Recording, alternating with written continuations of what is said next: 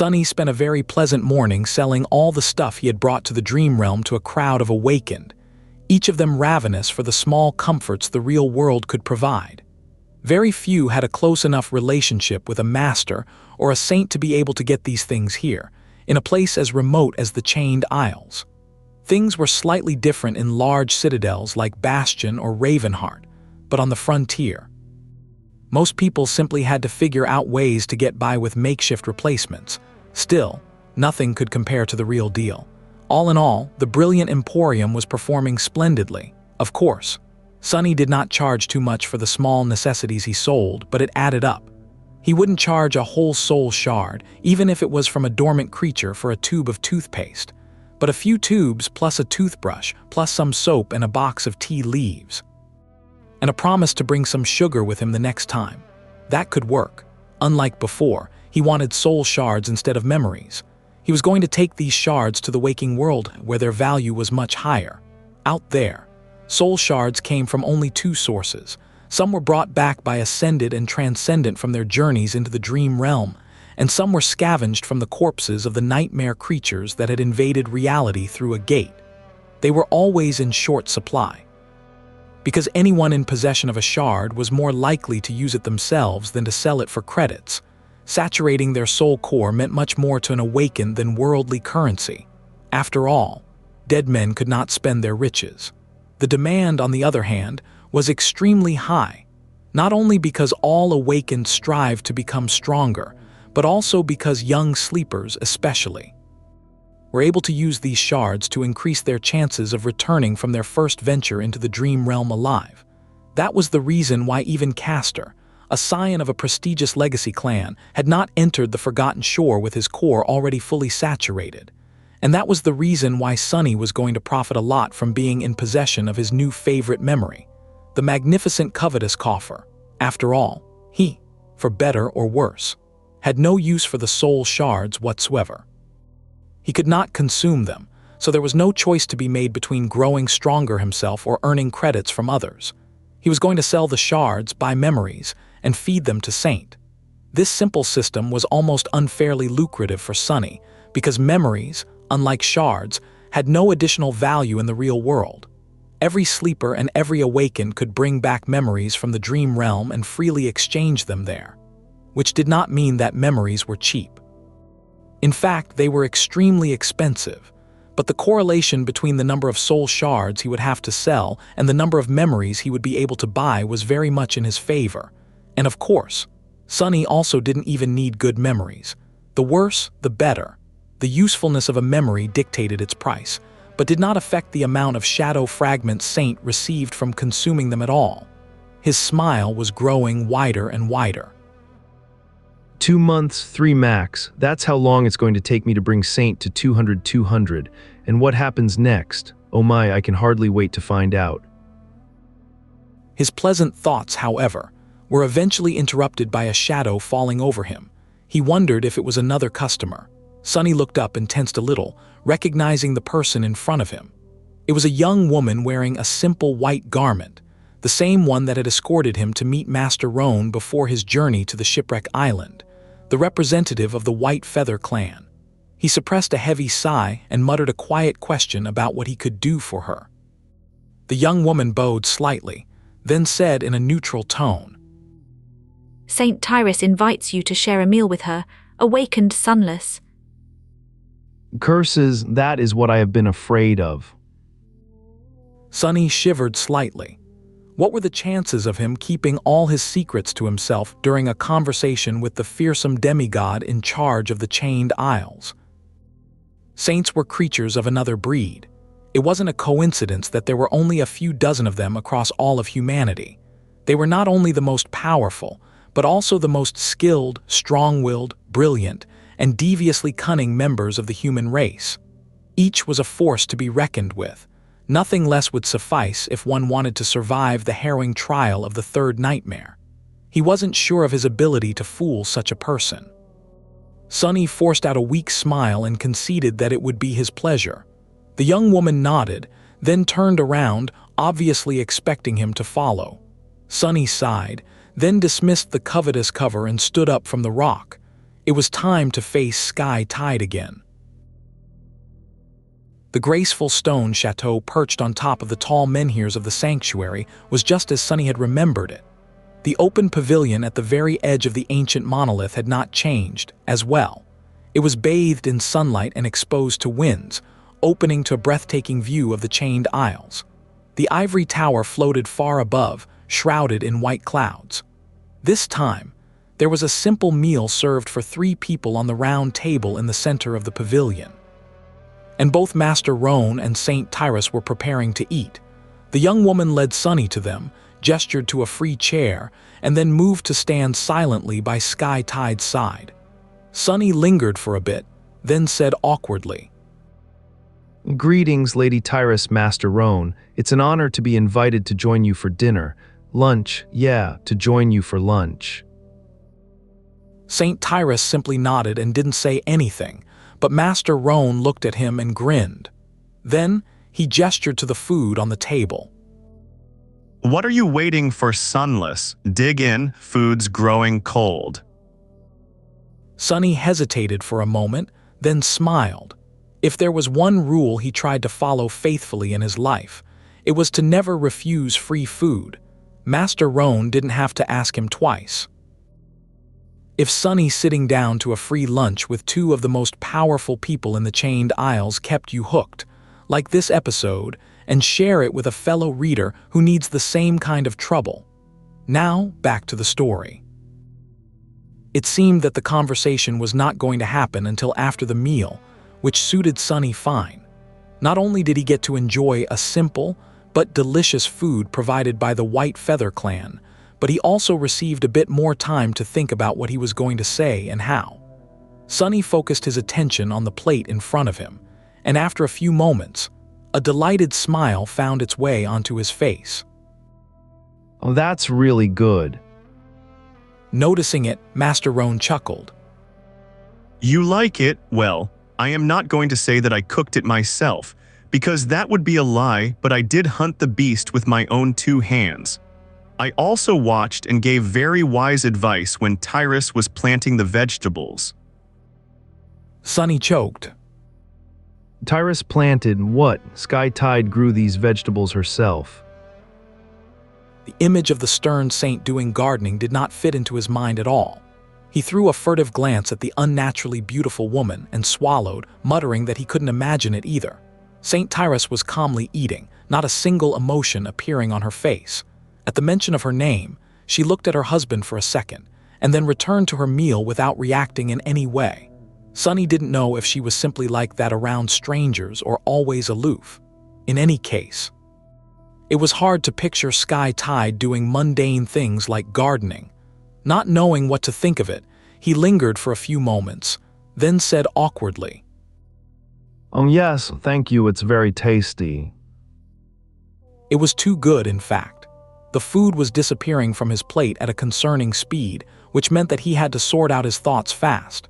Basically, there were 3 things about his recent adventure that were better kept secret. The first one was the miraculous coins and their connection to the sanctuary of Noctis. The second was Mordred. Despite the fact that Effie and Kai had easily believed him, telling total strangers that there were voices in his head was not the best of decisions. Besides that, Sunny got the feeling that the Lost Prince might have been in not-so-friendly relationship with the emissaries of the Valor clan that resided on the Chained Isle. Sky Tide did not serve Valor directly, but her clan was still allied to the rulers of Bastion, to the point that one might have gone so far as to call them a vassal clan. And lastly, there was the whole thing about the ebony and ivory towers, the connection between them and the Seed of Nightmare. If it threatened to create a gate at any moment, he would have felt obligated to inform the White Feather clan so that someone else could destroy it before that happened. But since the seed was far from blooming, he wanted it all for himself. However, Sunny suspected that he will have to sacrifice one of these secrets to keep the others intact. The question was, which one?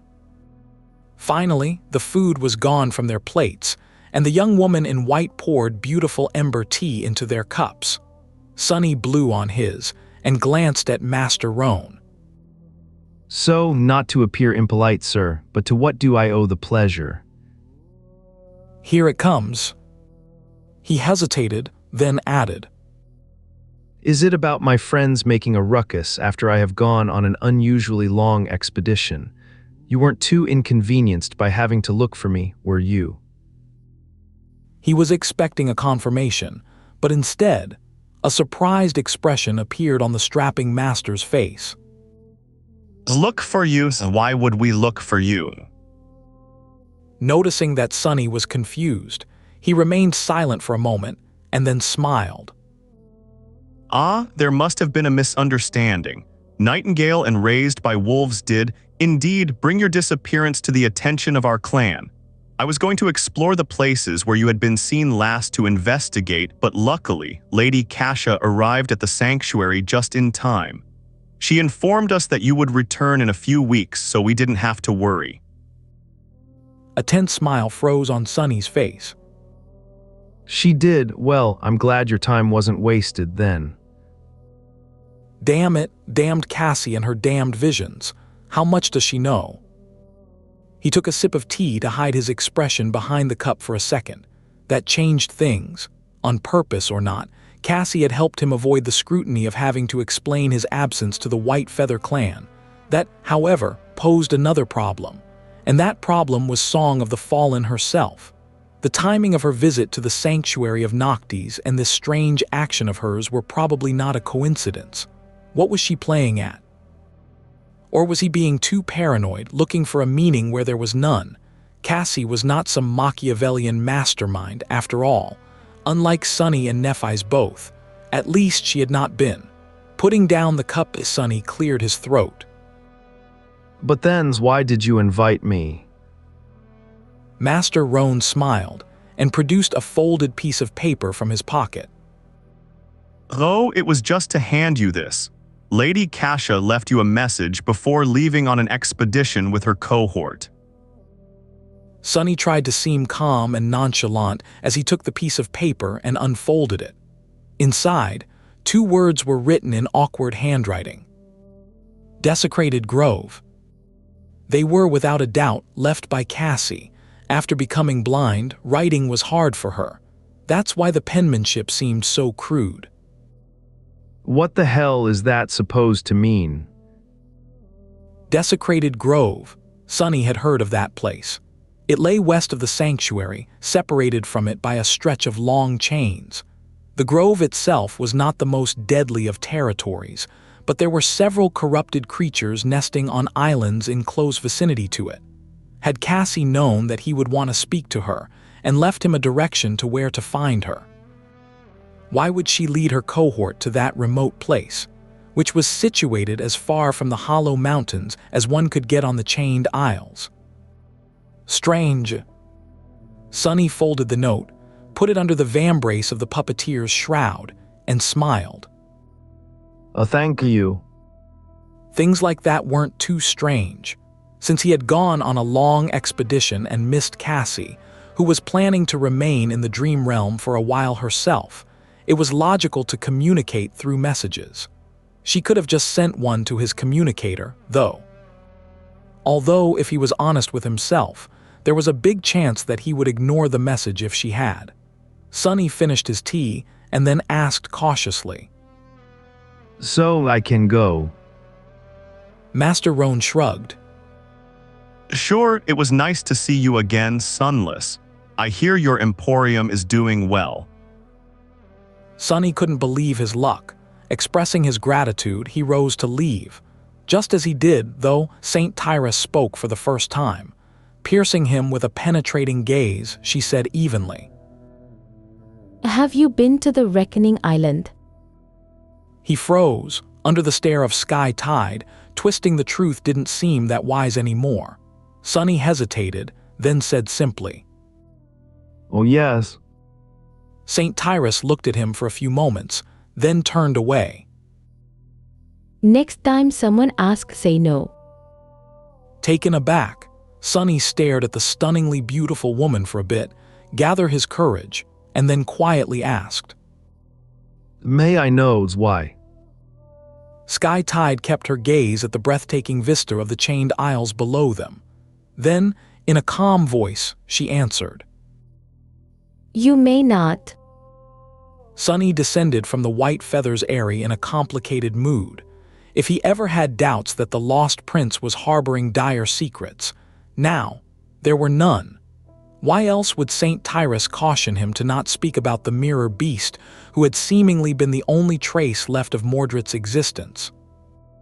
Mordred had conquered the first nightmare when he was only 12. Such an individual surely would have been as famous as Nephi's back in the real world. And yet, Sunny had never heard of him or of anyone who had accomplished the same feat. It was almost as though someone very powerful had purposefully erased any mention of the mysterious prince from history. How had he lost his physical body to begin with? And where was his spirit body in the dream realm? Did he even have one? He must have had it once at least. The pack Sunny had found on the reckoning contained a detailed map of the Chained Isles with the word Hope written on it next to a question mark. Back then, he thought that the owner of the pack had been killed by the mirror beast. Now, however, he suspected that it had belonged to Mordred himself. So, the lost prince had at least visited the Chained Isles before disappearing. Was the great clan Valor complicit in his disappearance? Sunny had no real reason to come to that conclusion, other than the fact that the Chained Isles were in their sphere of influence, and that Saint Tyrus hinted at her knowledge of the nature of the mirror beast. But why hadn't she killed it herself? Sunny muttered that he was going to have to ask Mordred a lot of questions when he appeared, which wasn't going to happen for many days, sadly.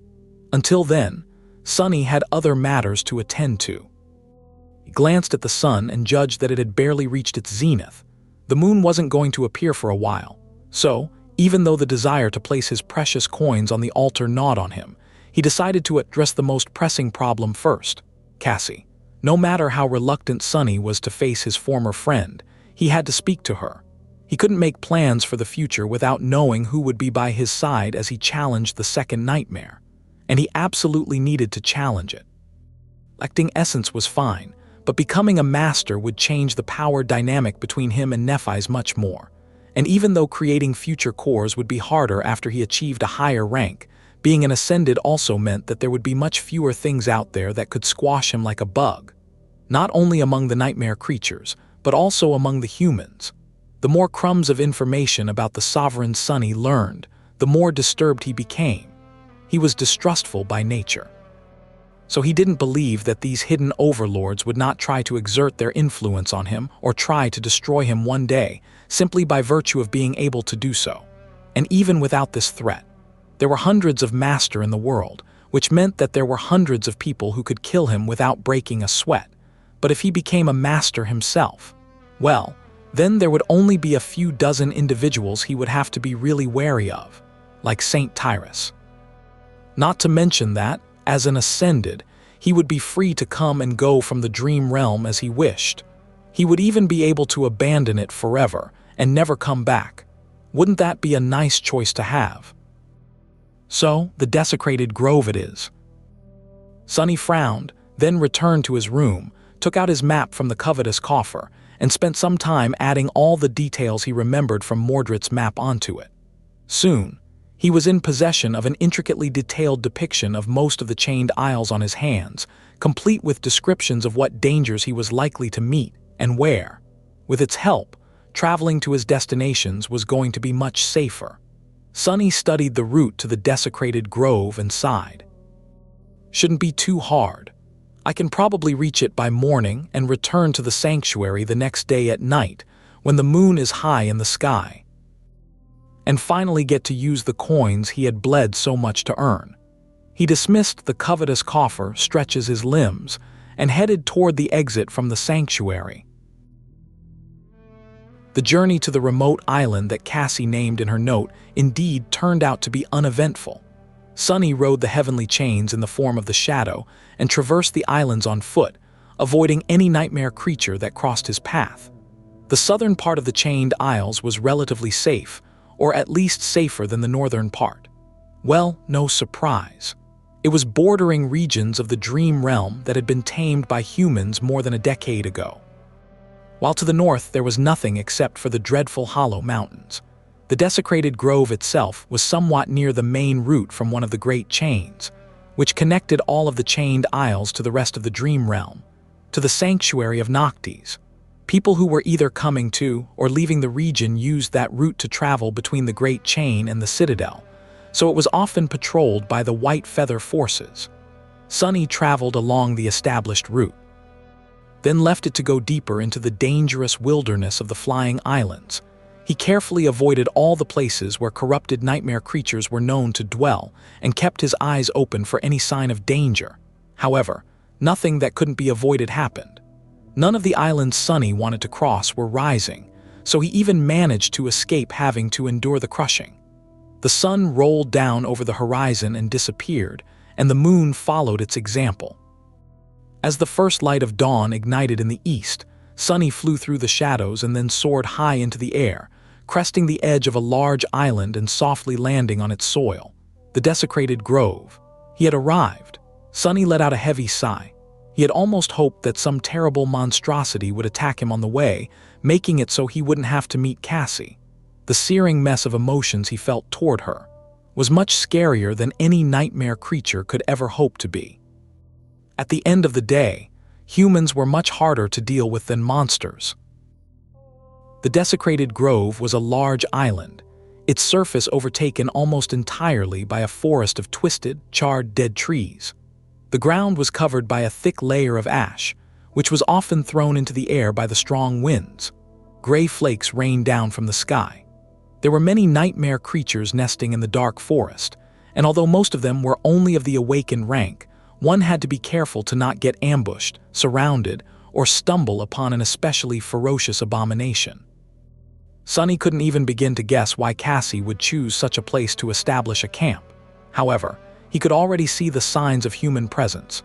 There were 4 chains connecting the desecrated grove to other islands, but the one he himself had used was the most convenient. Any sane leader would have chosen the same route, and even though the crushing was capable of making anyone's path unpredictable, the other 3 were just too much of a risk.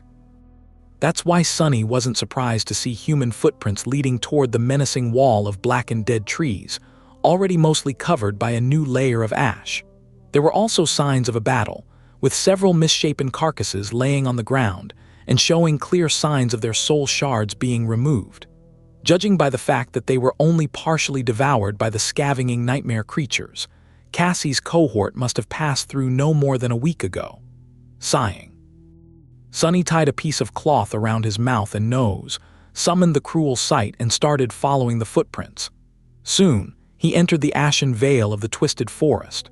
His ability to see through any shadow proved to be invaluable once again. If not for that gift, he would have been scared witless, expecting a sudden attack to come from the surrounding darkness at any moment. With his sight, the shadow sense, and the ability to see all around himself with the help of one of the shadows, Sunny felt confident that nothing would be able to get close to him unnoticed, at least not on this comparatively tame island. But that was the thing about the dream realm.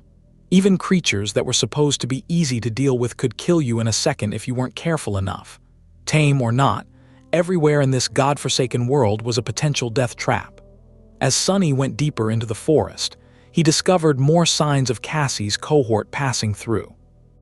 There were marks left behind by violent skirmishes, as well as several abandoned campsites. It seemed as though the fire keepers had been taking their time, slowly exploring the path ahead and moving their camp further and further into the depth of the desecrated grove after clearing a long stretch of it. Why travel here all the way from the Night Temple? She had to cross the entire region, getting away from the Hollow Mountains, only to get stuck on an unexceptional island. I just don't get it. Sunny was clearly missing something. With a slight frown, he turned into a shadow and glided through the darkness, covering much more distance with every minute than he had been on foot. He still preferred to be cautious, though, sending one of the shadows ahead and moving slow enough to be able to react in time if something unexpected happened. After an hour or so, he finally found them. Cassie and her cohort were camped at a secluded clearing that was around halfway to the heart of the island, dangerously far removed from the edge. If the desecrated grove entered the ascent phase, the time window for them to get back to the chain before the crushing became deadly would be extremely narrow. Since it was early morning, most of the members were asleep, with only 2 lookouts standing watch with torches in their hands. Sunny observed them for a few seconds from the shadows, and then sent his own forward. He recognized both of the watchmen, since they had spent a lot of time together during the struggle for the throne of the Bright Castle. As fellow members of Nef's faction, the Firekeepers were comprised of about 40 survivors of the Forgotten Shore, those who had decided against pledging their allegiance to the legacy clans that wanted to recruit them, as well as the government, and had not become fully independent like Effie and Sunny had. Although Cassie was their nominal leader, she didn't command the whole host herself. Instead, Nef's followers were divided into several cohorts, each operating in different regions of the Dream Realm. Firekeepers were not a formal organization, but more of a loose alliance of people who shared similar beliefs and principles, the main being the hope that Changing Star was going to return alive one day. Sunny's shadow entered the circle of light created by one of the torches, glared at the lookout, and then waved at him. The young man stared at it with wide eyes and blurted out a startled curse. The other swiftly turned. Summoning her weapon, the second watchman demanded to know what it was. The first one remained silent for a moment, then sighed and groaned in dismay. He massaged his temple as though experiencing a headache and muttered that he thought it was Sunny. There were 8 people in Cassie's cohort, every one of them a familiar face. Well, Sunny more or less knew all of the survivors of the Forgotten Shore, had fought with them back to back, so that wasn't surprising. What did surprise him, though, was how warm they welcomed him, even if some were clearly displeased with having to wake up a bit early and wary of his entrepreneurial ambitions, which they had been amply subjected to during the war for the Bright Castle. They were still clearly happy to see Sunny. Soon, his shoulder began to hurt a little from all the friendly slaps it received. Would you look at that? 4 months on these damned islands, and this is the first time we actually cross paths. How have you been, Sunny? Oh, I was so sad that we missed you in the sanctuary. Glad you decided to visit. Sunny smiled weakly and responded to their greetings, feeling both strangely warm inside and extremely uncomfortable with all the attention. Truth be told, he was glad to meet them again, too. He still couldn't quite believe that anyone had escaped the Forgotten Shore, let alone a whole 100 of young men and women, some of whom were in front of him right now. After the greetings were done, he looked around and raised an eyebrow. I'm sure guys likewise, but where's Cassie? The Firekeepers glanced at each other, then one of them smiled. Oh, right, you must be dying to see her. Not exactly. The girl who spoke shook her head and turned toward a path leading somewhere away from the camp. Let's go, I'll take you. Not too far from the camp, a deep hole was dug near the roots of one of the dead trees. Beside it, with her back to him, stood a delicate girl with pale blonde hair and an elegant rapier hanging in a scabbard on her belt. Hearing their footsteps, Cassie turned around. A small smile appeared on her face. Sunny, you've made it. Cassie had changed since the last time they met. Her hair was longer, and there was a strange silver half-mask covering her eyes, its surface blind and intricately engraved. It matched the polished steel of the armor she was wearing on top of a midnight blue coat, comprised of a short cuirass, vambraces, greaves, and a segmented pauldron. The quiet dancer hung on her belt, but there was also a long dagger opposite it, its guard twisting upward. What changed most of all, however, was her demeanor. The blind girl seemed much older somehow, firmer, poised, but also weary, as if pressed down upon by the weight of years. What years? She's younger than me. Sunny struggled a little, then pretended to smile too, for the benefit of the young firekeeper who no doubt expected a warm reunion. No one knew what had happened between them, after all. Yeah, I received your note, cryptic as it was, and here I am in the flesh. The girl who had led him to Cassie glanced at them, then made an excuse and went back to the camp, tactfully deciding to remove herself from what she thought was going to be an emotional meeting of 2 old friends. Former friends, really. Sunny hesitated a little, then asked, So, how have you been? Cassie sighed, then turned back to the excavated roots of the charred tree. After a while, she spoke. Not so good, actually. Her voice sounded distant. We have tried to venture into the Hollow Mountains, as you must know, but it was hopeless. That place is pure death for anyone who dares set foot into the mist. We hoped to find a way back to the forgotten shore. In the end, however, we were lucky to simply escape alive. Cassie remained silent for a bit, then asked. What about you? Sunny grinned. I've never been better. With that, he summoned the covetous coffer, fished out some fresh, fragrant fruit from it, and sat down on a nearby stump. Taking a big bite out of a juicy peach, he chewed it with gusto and then glanced at the blind girl. Oh, sorry, I only brought enough for one. Yes, Sunny knew that he was being ridiculously petty, but so what? Pettiness was his middle name, figuratively speaking. So you failed to return to the forgotten shore, and now, what are you doing exactly? Why are you digging up trees in this vile forest? Cassie smiled a little, then answered evenly. I am looking for something. Then she turned away from the hole and faced him. Yes, I told the White Feather clan that you will return alive.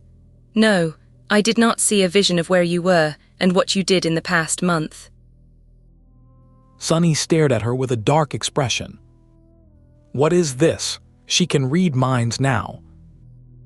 And no, I can't read minds. If you must know, my second ability allows me to sense what will happen in the next few seconds. That's why I can walk around without a cane and knew what you were going to say. He grimaced. That's going to be very annoying, I think. Sunny looked at Cassie, reevaluating her armor and weapons. With an ability like that, she might have become a very formidable fighter. Or not. He didn't really understand how it worked, to tell the truth. So he asked curiously. Does that mean that you can see now? Cassie shook her head. No, not exactly. But if I want to take a step forward and sense falling into a ravine, I can walk around it instead. If I sense being pierced by a sword, I can try to deflect it. And if I sense being asked a question, I can answer it. He thought for a bit, then said. So what is my next question? The blind girl simply shook her head. I don't need to waste soul essence to guess. You want to know how I knew that you will come back to the sanctuary in one piece.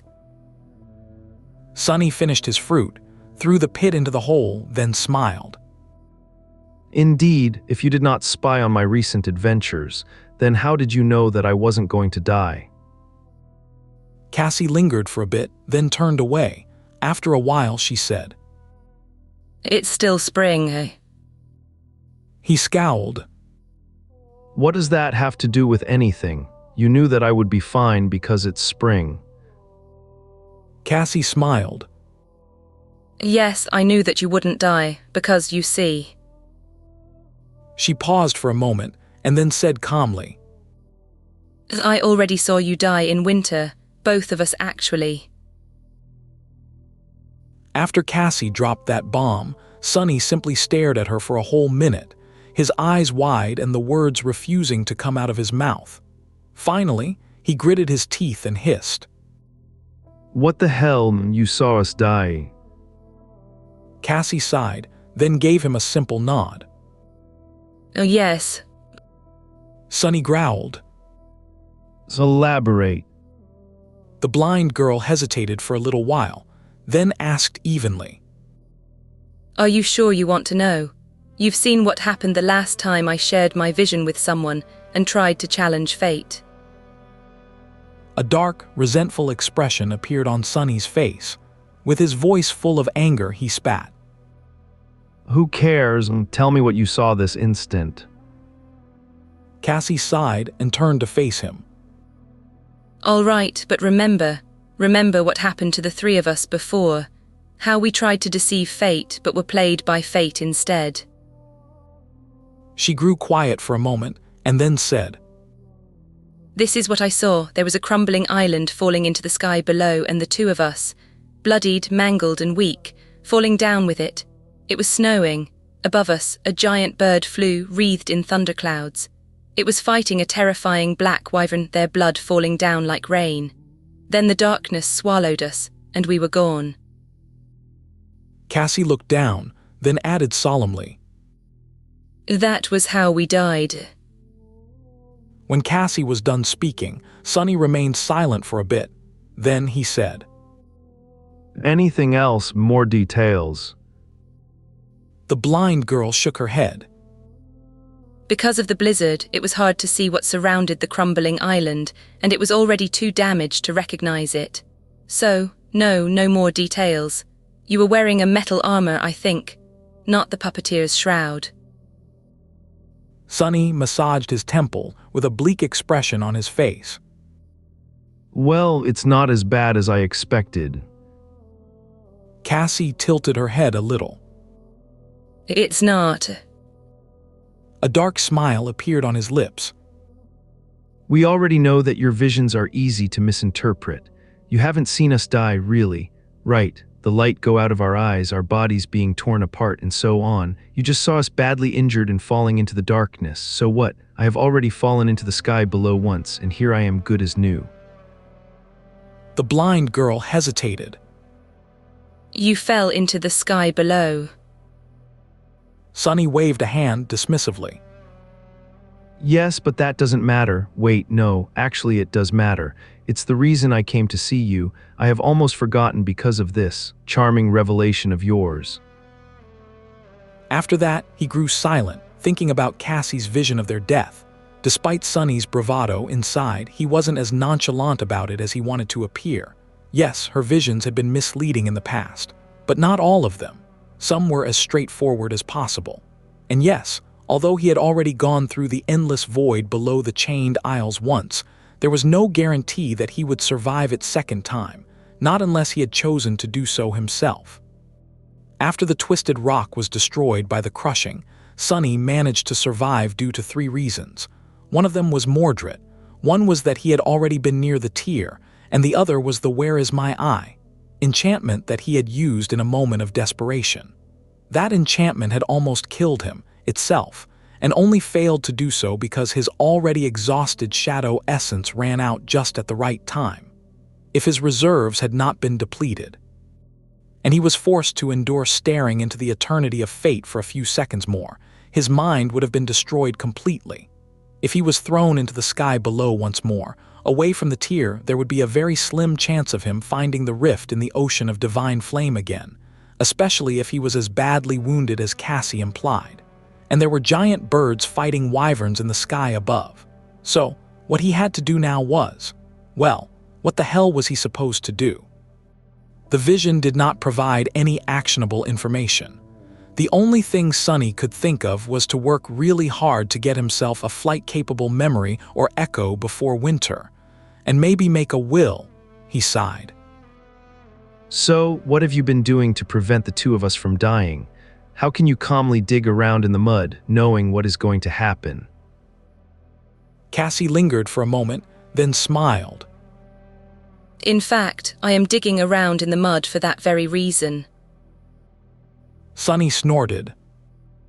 What are you hoping to find there? A pair of wings? She shook her head. No, I am just hoping to find a preserved root. A root? What can a root do to save us from dying?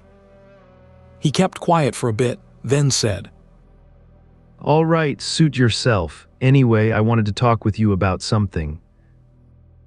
Cassie looked into the depths of the forest, then nodded. And about what? Sonny gathered his thoughts, then explained. I have found a nightmare seed, a very special one that contains a very special second nightmare, and I want to challenge it after the winter solstice. Actually, scratch that. I want to challenge it by the end of the autumn. His initial plan was to give himself and his companions 7 months to prepare, but considering what Cassie saw happening in winter, these plans had to change. Whatever it was that she predicted, facing it as a master would be much more desirable than facing it as an awakened. Unless her vision took place inside the nightmare, of course. Regardless, now, he decided to return to the ivory tower before the autumn was over. 6 months was a tight amount of time to get ready. But now so different from his initial plan. He could make it work, provided that other people whom he wanted to take with him would, too. That seed is also located in a very special place. In fact, it's right above our heads in the ivory tower. I found a way to get there without being killed by the crushing, although that other path is arguably just as dangerous. Sunny pointed down. It's in the sky below. Effie and Kai are coming to the Chains Isles to join me. We hope that you will challenge the nightmare with us too. Oh, and we'll need your help getting into the Night Temple. There's an item we need to retrieve there. Cassie faced him and remained silent for a while, with her eyes being hidden by a mask and her face unmoving. It was hard to tell what she was feeling or thinking about. Finally, she said, You want me to join after what I have done to you? Unseen to her, a cold expression appeared on Sunny's face. He looked at the blind girl for a long time, then shrugged. Why not? We don't have to be friends to go into a nightmare together. We don't even need to like each other. We can just be temporary allies. Wasn't that what I was to you anyway? If you can handle that, so can I. I don't mind being used as long as I get to use you in return. Pretty simple. Cassie turned away and didn't say anything for a few moments. Then she answered. All right, I will go to the Night Temple with you and help you conquer the second nightmare. But I want your help with something in return. Sunny raised an eyebrow. My help with what? The blind girl hesitated for a second, and then said, You have been to the Shipwreck Island, haven't you? The creature that dwells there. In a few months, I want you to help me kill it. Sunny stared at the blind girl with surprise clearly written on his face. Allowing this surprise to seep into his voice, he asked, The vine creature, you want to kill that thing? Why would she want to attempt to do something that dangerous? Cassie nodded. Oh, yes. He shook his head. That bastard sprawls through the entire island, its vines buried underground. It is corrupted, which means that our weapons will barely be able to cut it. And if that was not bad enough, the vines produce clouds of deadly poison. Are you sure that you want to attack it? The blind girl lingered for a few moments, then answered calmly. It is a corrupted monster, indeed. It is terrifying and lethal, yes. But I am sure that we can destroy it with enough preparation. Everyone has weaknesses, after all. That creature is susceptible to fire, for example. There must be other things we might be able to exploit, too. Sunny thought for a while, then shrugged. Fine, I will help your cohort fight the monstrosity on the Shipwreck Island. I will not promise that we will succeed, though. Cassie sighed. Then we have a deal. My cohort and I will remain in the desecrated growth until our business here is done. I expect it to take a month at least, maybe more. After, we will return to the sanctuary, recuperate, and proceed to the Shipwreck Island. She paused for a moment and then added, And then I will help you challenge the second nightmare. Sunny smiled. If we don't die before that, you mean? The blind girl turned back to the roots of the dead tree. And yes, if we don't die before that. On his way back to the sanctuary, Sunny had a lot to think about. Firstly, there was the fact that he would have to cooperate with Cassie again, which made him feel all sorts of complicated emotions. The manner of their relationship, at least, was set clear. It was purely an alliance of convenience and nothing else. He could put away his resentment for the sake of mutual benefit. After all, Sunny could be a very pragmatic person when he needed to be. Secondly, there was the perspective of returning to the wreck of the ancient ship, this time to do battle with the vine monster that ruled over the island. Sunny knew very well how dangerous that thing was, so he had a lot of preparations to do if he wanted to come out of that fight in one piece. The divine flame augmentation of the cruel sight, however, was going to come in very handy. And lastly, there was the ominous prediction that Cassie had made about both of them dying sometime in winter. Or falling into the sky below at least. That. He didn't even know what to think about that. However, Sonny was not going to let this vision affect his decisions. The last time he had tried to act on the knowledge received through Cassie's prophetic gift did not end well for him, or anyone for that matter. The best thing to do was to keep it in his mind, but continue to act as if nothing had changed. At least he thought that this was the best course. Tired and mentally exhausted from the long journey to and back from the desecrated grove, Sonny approached the sanctuary of Noctis in the middle of the night. His shadow essence reserves were almost depleted, and his head buzzed from all the thoughts swarming inside of it.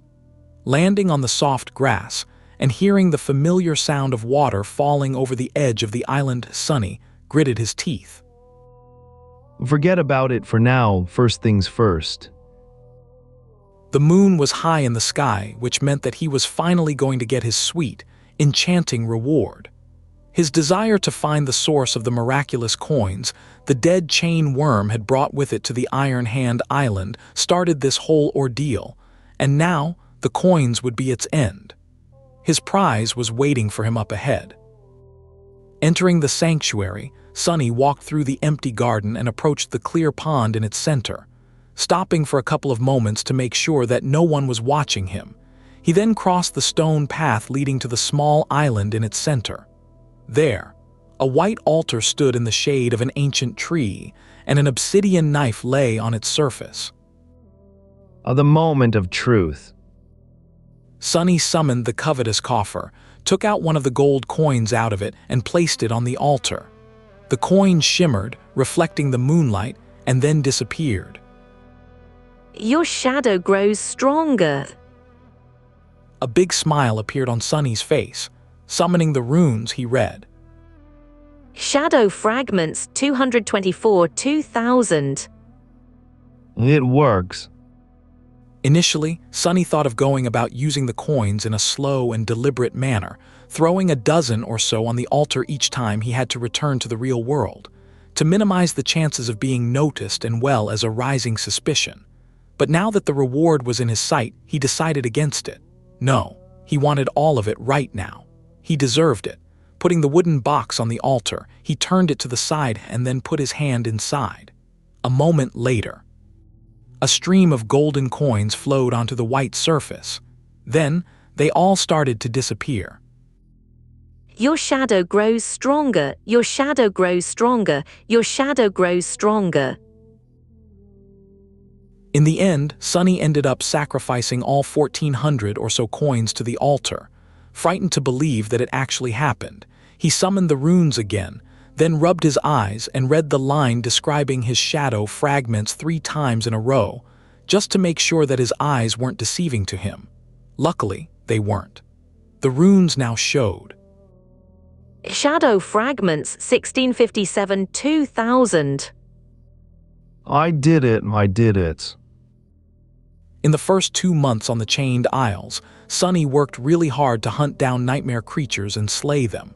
And yet, he had only been able to collect 200 fragments. His last journey, harrowing as it had been though, gave him so much more. A wide grin appeared on Sonny's face. Who said that greed is a sin? It's a virtue. A goddamn virtue, I say. Because of the sudden influx of so many shards, Sonny got disoriented and swayed. His body was subtly rebuilding itself, growing stronger, more powerful. The difference was stark enough for him to feel it with every fiber of his being, as awakened absorbed soul shards, or shadow fragments in his case. The capacity of their cores grew, and their physical capability was slightly enhanced. Usually, it happened at such small increments that the difference was hard to judge, but this time, Sonny had done something pretty preposterous and consumed 1,400 shadow fragments all at once. He wondered if anyone else in history had accomplished the same feat. Not likely. Grabbing the edge of the altar to support himself, he endured the strange and euphoric sensation as best as he could. How could anyone do such a thing if, as far as Sunny knew, everyone except Nephi's and him were limited to having only one core? They wouldn't even be able to absorb this much. Sunny groaned in discomfort. Back on the forgotten shore, Sunny had gone from having almost no shadow fragments to fully saturating his core at 1,000. In the process, he went from being no different from a mundane human to the pinnacle of humanly possible, to breaking past those limits. Becoming an awakened had elevated him even further above what was considered normal. He was much stronger and faster than any mundane human could ever hope to be, and capable of enhancing his prowess even more with essence, achieving truly superhuman might. And now, he went through a transformation that was similar in scale to his rise on the forgotten shore. Becoming so much more powerful. In fact, he was now probably the strongest awakened both in the waking world and in the dream realm, with the exception of those whose aspects directly enhanced their physique. And even then, he could still double, even triple his physical ability with the help of the shadows. Insane. Sunny drew in a deep breath, then silently flexed his muscles, feeling a new strength course through his veins. He felt incredible, incredibly strong, incredibly fast, incredibly resilient. But that wasn't all. The capacity of both of his shadow cores was also dramatically enhanced, almost doubling in a matter of seconds. Therefore, his reserves of shadow essence were now also much deeper. That meant that he could fight at his peak form for longer, use the active enhancements of his memories more, remain in the form of a shadow for a bigger amount of time, control his shadows at a larger distance, and travel further when using shadow step.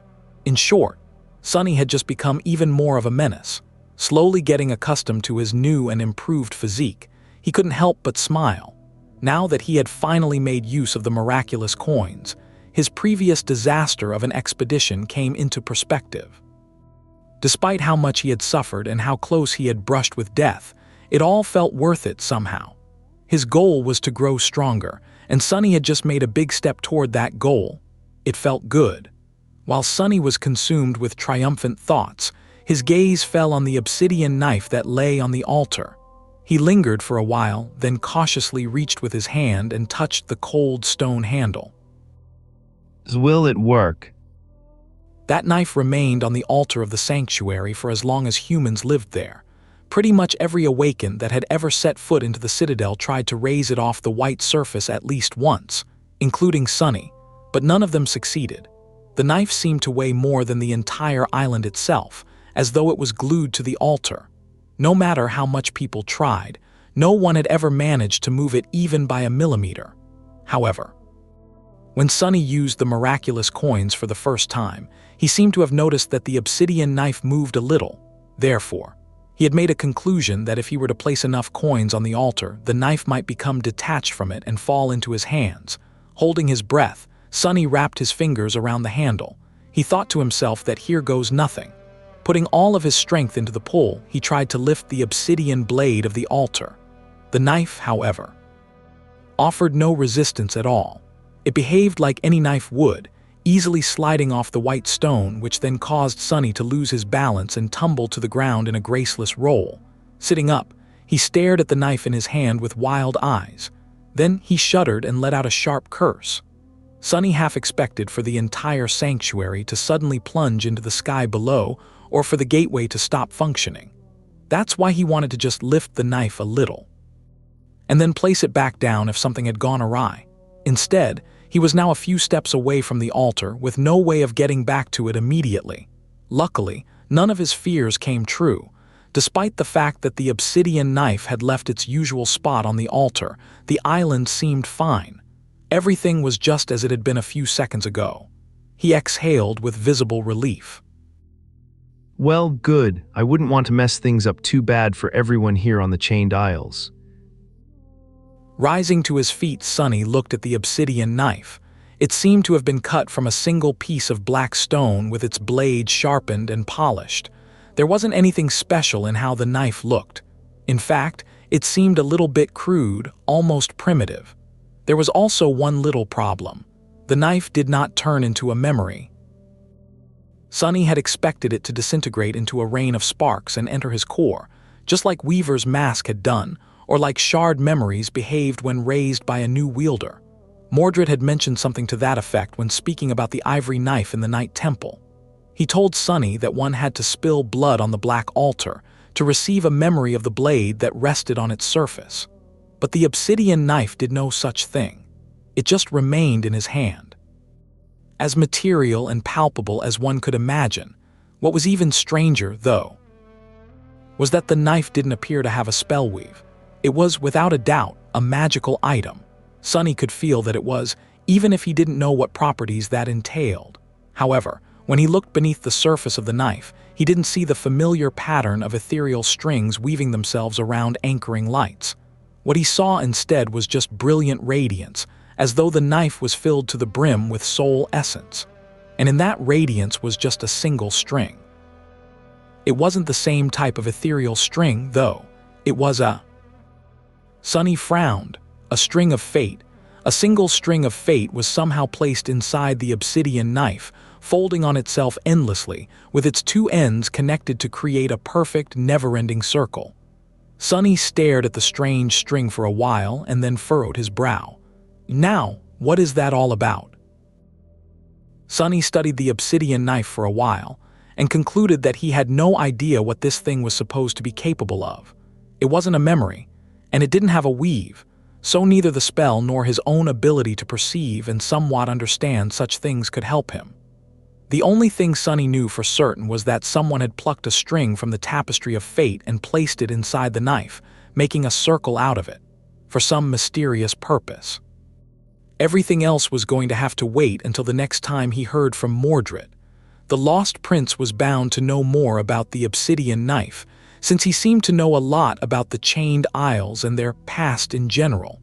Now, however, Sunny had to deal with another problem. He had to explain the disappearance of the knife to the White Feather clan somehow, come morning, or at any moment, really. If someone decided to leave the dream realm or entered it in the middle of the night, people would become aware that the knife that no one had been able to lift or move was now gone. Sunny had no doubt that it was not going to take a long time for them to figure out that it was him who had taken it, and after that, Sunny muttered to himself about what to do. In the end, he came up with a really crazy idea, something that he would have never even considered in normal circumstances, something that went against his very nature. He went and told Master Roan the truth. Well, the part that had to do with the miraculous coins, to be precise. Visiting the White Feather compound in the middle of the night was a bit strange, but luckily for him, the older man turned out to be up. He was preparing to leave on a patrol, and so rose early to make the necessary preparations. After Sunny was done talking, the mighty griffin rider stared at him for a while with a perplexed expression. Then he asked to take a look at the knife. Sunny reluctantly handed the obsidian blade over and watched nervously as Master Roan inspected it. He was really hoping that the White Feather clan would not decide to keep it. There were very few things Sunny could do if they did. Finally, the strapping master returned the obsidian knife to him and asked curiously, So you managed to lift it by using Nocti's coins on the altar? Sunny nodded. Yeah, wait, you know about the coins. Master Roan nodded. A few have been found here and there on the Isles over the years. It seems that this was the preferred currency people who lived here thousands of years ago used. No one had ever discovered a literal treasure trove of them, though, as you did. He thought for a bit and then smiled. Actually, I think I have one stashed somewhere. Wait here for a bit, all right. With that, Roan disappeared into the stone chateau, and then returned 10 or so minutes later, holding a familiar golden coin in his hand. Found it. I used to carry it with me a lot before as a lucky charm. Let's go. Together, they returned to the altar island. The first thing Master Roan did was glance at the moon and then place the coin on the altar. Once again, it gleamed and disappeared, leaving a bewildered expression on the handsome man's face. I'll be damned, I just received a bit of soul essence. You were right. He shook his head in astonishment. To think that these coins had such a use all this time and no one was the wiser. Good job, Sunless. Then Master Roan hesitated for a few moments and asked, Can you place the knife back on the altar? Sunny did as he was asked, and then watched as the mighty Griffin Rider used all of his formidable power in a vain attempt to lift the obsidian blade off the white surface. When he was done with that futile attempt and stepped back to catch his breath, Sunny simply took hold of the handle and retrieved the knife without any problem. Oh, interesting. Then came the moment of truth. Sunny tensed as he waited for the older man's decision. After thinking about it for a while, Master Roan said, Well, I don't know if you know this, Sunless, but there is a sacred rule among us awakened in the dream realm. The sanctity of this rule is unassailable and beyond reproach. And that rule is finders keepers. Sunny blinked and blurted out in disbelief. The strapping master grinned.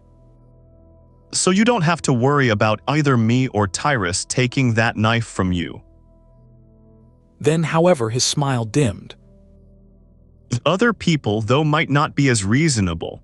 Even if no one knows what power this thing has, or if there even is anything special about it, someone might get too excited and act in a regrettable manner.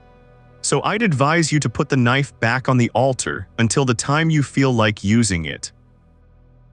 Sunny considered his words and had to admit that this, indeed, would be the best decision for now. Master Roan helped him confirm that no one else would be able to take the knife, and carrying it around before venturing into the nightmare had no benefit. Summoning the memory of how exactly the obsidian blade had been placed on the altar, he put it in its previous spot and took a step back. Master Roan nodded. Good choice. Please do tell us if you find out anything about its purpose. At least if it has anything to do with the well-being of the sanctuary. If need be, we'll compensate you fairly to either take the knife off your hands or lend it for a bit, if that's what you prefer. Sunny agreed to this condition, since it sounded reasonable.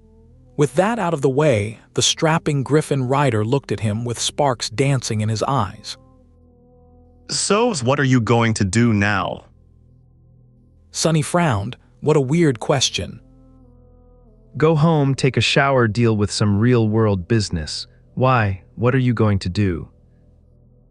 Master Roan laughed. What do you mean what I am going to do? I am going to go on my patrol and then I'll go, coin hunting of course. I suspect that everyone in the sanctuary is going to be searching for Nocti's coins like madmen for quite some time after that discovery of yours. People are going to get really busy. Sunny remained silent for a bit, and then said in a very serious tone, Good luck then. Oh, and one thing. If you find a big chest full of them, make your griffin stomp on it a few times before coming closer. Better yet, do that to every chest you encounter in the future. Never trust a chest not to eat you, is what I am trying to say. I sure won't. With that, he said goodbye to the handsome master, placed his hand on the altar, and returned to the real world. There was a lot he had to do there. Sometime later, Sunny was in his kitchen eating the breakfast he had just prepared. He was thinking of all the things on his to-do list.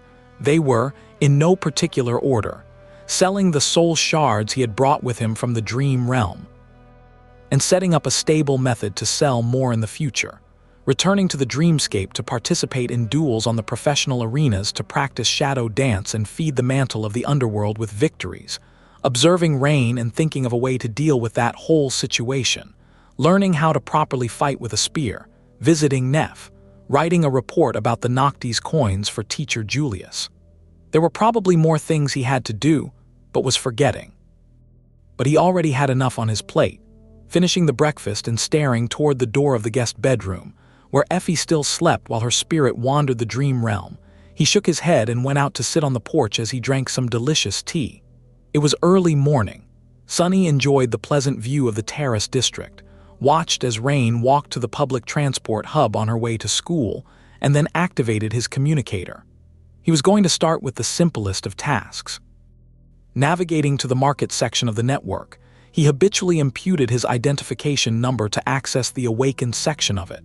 Sonny had browsed the wares there before, even if back then he barely had enough money to buy anything. Today, however, things were different.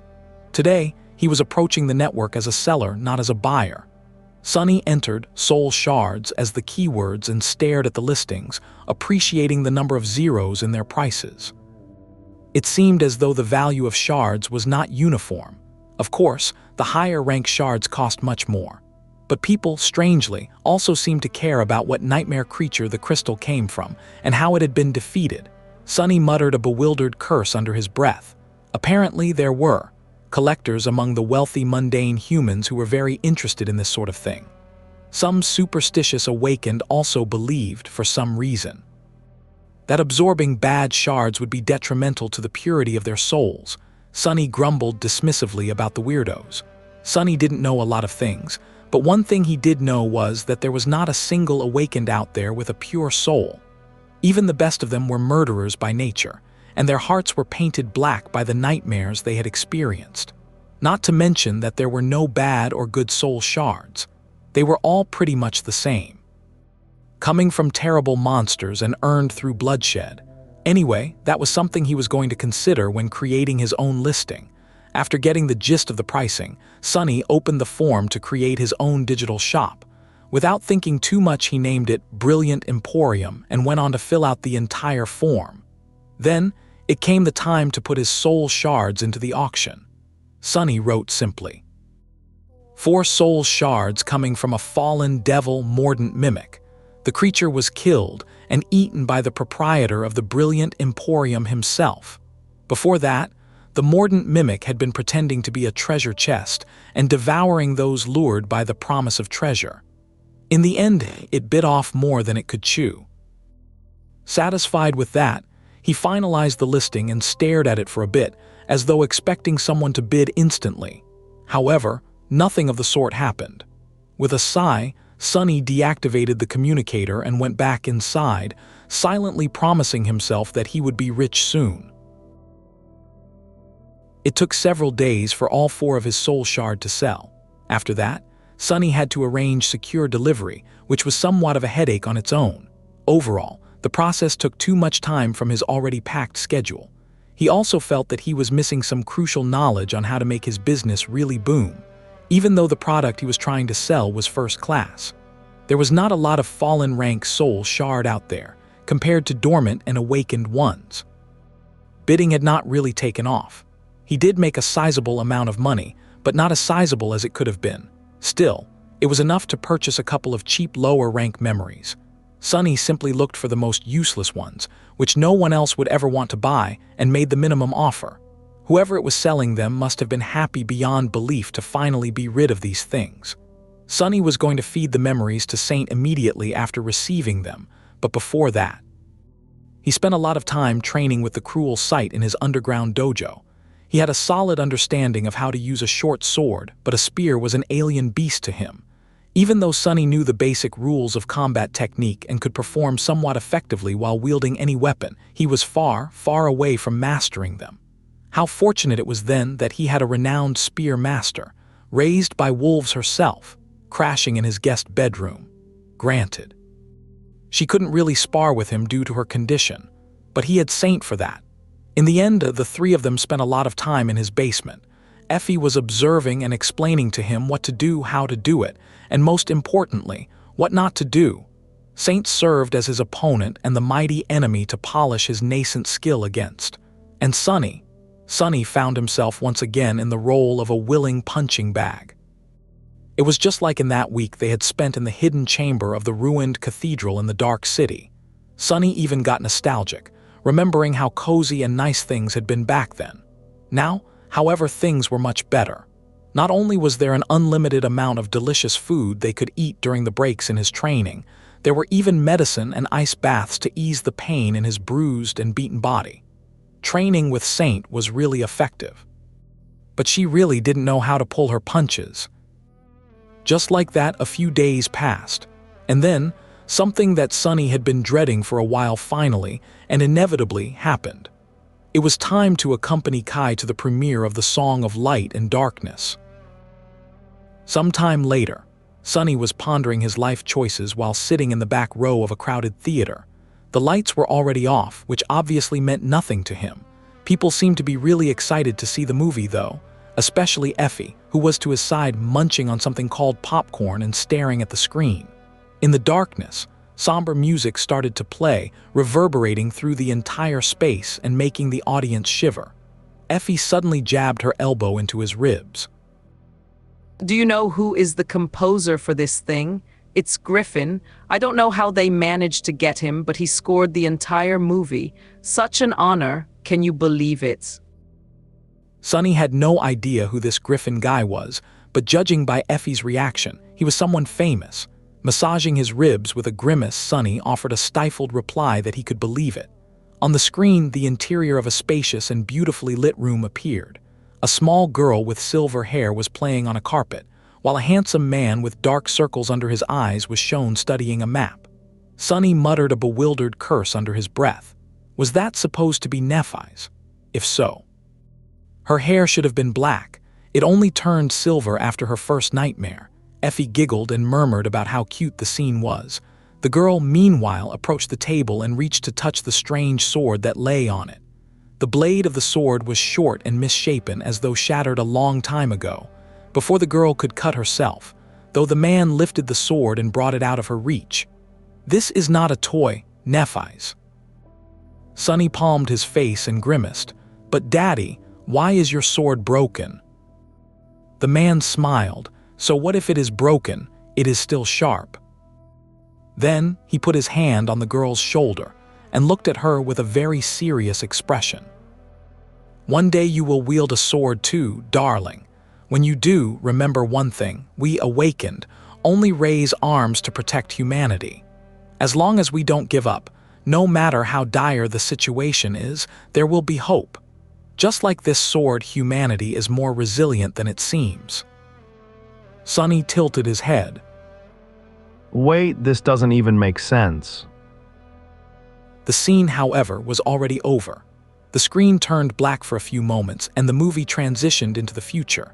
Nephi's, now a languid jade beauty with a slim waist, generous figure, long eyelashes, and mesmerizing gray eyes, was entering the academy. What followed was a long training montage showing her defeating every other sleeper there with a training sword, all the while offering words of wisdom, like never give up hope, or remember your duty, or we are humans. The propaganda was so tacky and laid so thick Sunny could help but grin.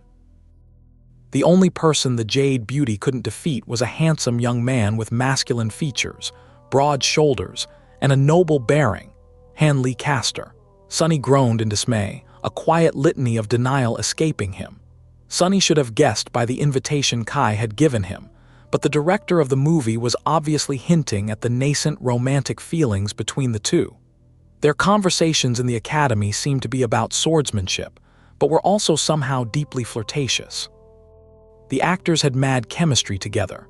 He wanted to vomit, but the audience was clearly enthralled by the two leads. Sunny didn't dwell on this preposterous thing for long, though, because right about then, his own character was introduced.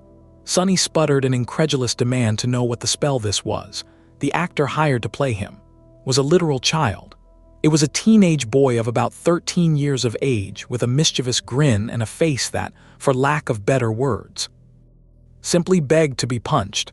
Worse than that, he was shown as extremely uneducated, clumsy, and naive. In short, Sunny was the comic relief. He turned to Effie in outrage, only to see her laughing silently. Oh man, who's the casting director for this movie? I need to send them flowers. Even his shadows were laughing, both of them. Sunny gritted his teeth, promised to exact revenge on Kai and Effie for making him endure this, and turned back to the screen. Finally, Nephi's entered the dream realm and found herself on the forgotten shore. The coral labyrinth and the dark sea were recreated with such detail that he couldn't help but shiver. Well, they did their research at least. The audience was holding their breaths during Neph's journey to the Dark City. The terrifying nature of the dark tides and the deadly battles with awakened nightmare creatures populating the labyrinth created a truly tense, suffocating atmosphere. Of course, everyone knew that the main character was not going to die in the first half of the movie. But that's where Sunny, as well as Cassie, came into play, just as he had expected. The movie showed them as a burden that had to be carried by Nephi's on her heroic journey. But since very few people knew who Sunny was, his fate was uncertain. Nephi's was bound to survive, but what about her friends? And thanks to his character, there were also moments of pleasant levity amidst all the tension. A few times, the whole audience exploded with laughter after Sunny on the screen did something especially stupid or said something really outrageous. He had also slowly developed a catchphrase. It was, "Are you crazy?" That not only allowed the audience to chuckle, but also gave Nephi's the opportunity to educate her worthless follower, thus naturally delivering a lot of necessary exposition. The real Sunny wasn't amused, though, because they weren't laughing with him. They were laughing at him. Sunny muttered a bitter retort, calling them idiots and demanding to know what they even knew. They didn't know anything. Since no one really knew what the three of them had gone through on their way to the Dark City, the writer simply came up with some dire dangers for Nephi's to overcome. Eventually, though, they made it to the ancient city and met Effie. Effie was played by a very tall, athletic, and attractive actress. The way she played her, though, was a sight to behold. Basically, the actress went out of her way to portray the huntress as a charismatic, but not very bright savage who was all brawn and no brain. All she knew how to do was fight, eat, and break things.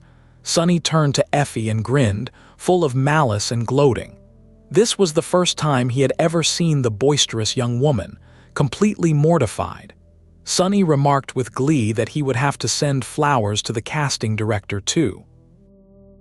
After Nephi's reached the Dark City and the huntress was introduced, both Sunny and Effie watched the rest of the movie with bleak expressions. The second act took place in the outer settlement and was dedicated to Neff's heroic attempts to protect and inspire the young men and women trapped there. There were a lot of impassioned speeches, blood-chilling expeditions into the Dark City, and tense altercations with Gunlog's forces. There were also a lot of shenanigans from young Sunny. To the delight of the audience, at some point, people started to scream, "Are you crazy?" along with him, and a bit later, there was a sort of comical moment of growth for the character when he asked, "Am I crazy?" instead and went along with Nephi's without offering his usual critique, which was met with cheers. Most of this part of the movie, though, was dedicated to the genuine respect and camaraderie that blossomed between Nephi's and Castor in this dire time. With the handsome male lead as her right hand, Changing Star successfully united the people of the outer settlement, reminded them what it meant to be humans, and challenged Gunlog to save boisterous Effie from unjust imprisonment. The duel itself was choreographed somewhat well, even if it had nothing to do with the real thing. The moves both the radiant heroine and the cruel tyrant used were flashy and dramatic, and expressed the mood well. But anyone trying to actually fight like that would probably risk having their enemy die of laughter. The third act showed the siege of the Crimson Spire, the heroic stand of the warriors of the first line and Effie, Kai's battle in the skies with the Spire messengers, and Neff and Castor fighting back to back, slaying dozens and dozens of nightmare creatures together. The audience seemed to have forgotten to breathe, and even Sunny had to admit that the battle scene was filmed especially well, showcasing the chaos, horror, and terrible toll of human lives that such a massacre was bound to reap. Many side characters that people had already grown to love died heroically, and he even heard a few sobs coming from the darkness. Enhanced by the beautiful music, the atmosphere was not tragic, though. On the contrary, it was triumphant and exalted, as though to die in this way was the highest honor a human could receive. A bit uncomfortable, Sunny shifted in his seat. Sunny muttered that Griffin guy really knew how to make a tune. When the situation was the most desperate, with the dark water rising and threatening to drown all the surviving warriors, a sudden change happened. The sea suddenly retreated, and the monsters started to fall to the ground. Castor, covered in blood and wounds, looked at Nephi's and whispered, "My lady, the sun." Indeed, the sun had suddenly turned menacingly red, its light eradicating the remaining nightmare creatures and assaulting the humans. For the first time in the entire movie, an uncertain and desperate expression appeared on Changing Star's face. Salvation came from someone who the audience would have never expected to see do something so profound. A clear ringing of the bell resounded in the air, and the small figure of clumsy, useless Sonny could be seen near the tower, waving his hand in the air. The survivors rushed toward the Crimson Spire and entered inside. There, Nephi's looked up and then turned to Sonny. "Someone has to stall the terror so that everyone could escape. I will do battle with that nightmare, but there's an important task you must complete. Lead all these people to the gateway." Sonny on the screen looked at Changing Star with fear. "Lady Nephi's, are you crazy? I am just a clumsy kid from the outskirts. How can you entrust something so important to someone like me?" Sonny in the real world suppressed an infuriated groan. People in the audience, though, were rather emotional. "You can do it, Sonny. You got this, kid. You're a great scout, don't sell yourself short." On the screen, the beautiful actress playing Nephi's looked down on the comical, slightly pathetic boy in front of her and put her hand on his shoulder. "We, awakened, must rise to the occasion to protect humanity. As long as we don't give up, no matter how dire the situation is, there will be hope. I believe in you, Sonny. You are capable of much more than you think." With that, she left the survivors and went off to fight the terror, while Sonny guided everyone to the gateway. And somewhere in the process, Castor left the group to aid Changing Star in battle. The last scenes of the movie cut between the 100 survivors fighting their way to the gateway and the tragic duo battling the terrifying creature at the top of the spire. Many people in the audience were crying, knowing full well that neither of them was going to return to the real world. In the end, Castor heroically sacrificed himself to protect Nephi's, breaking the hearts of so many viewers. The survivors found the gateway and escaped seconds before it was destroyed. The last shot showed bloodied Neph walking out of the tower, holding a broken sword in her hand. As she gazed at the forgotten shore, a lone tear rolled down her cheek. On the screen, Nephi's murmured that as long as they didn't give up, there was hope. The screen turned black, and in the next moment, the audience exploded with applause. Sonny stared at all those people, many of them applauding with tears in their eyes with a strange expression on his face. Sonny muttered, asking whether they had actually liked that crap. He turned to Effie, lingered for a moment, and ventured to ask whether she had liked it. The former huntress gave him a long look. Then, she said, "What I am, an idiot? Of course I didn't like it. It's such a piece of crap." Sonny exhaled with relief. At least there was one other sane person in this theater. After the movie was over, Kai appeared to deafening applause and gave a short speech congratulating the director and the crew of the movie, and then inviting them on the stage for a short question-and-answer session. Sonny stared at the director of this travesty, seriously considering silently assassinating him for a few moments. Then he glanced at Effie, who, judging by her face, was thinking the same. He lingered for a few moments, then asked what she wanted to do. The young woman inhaled deeply, turned to him and smiled.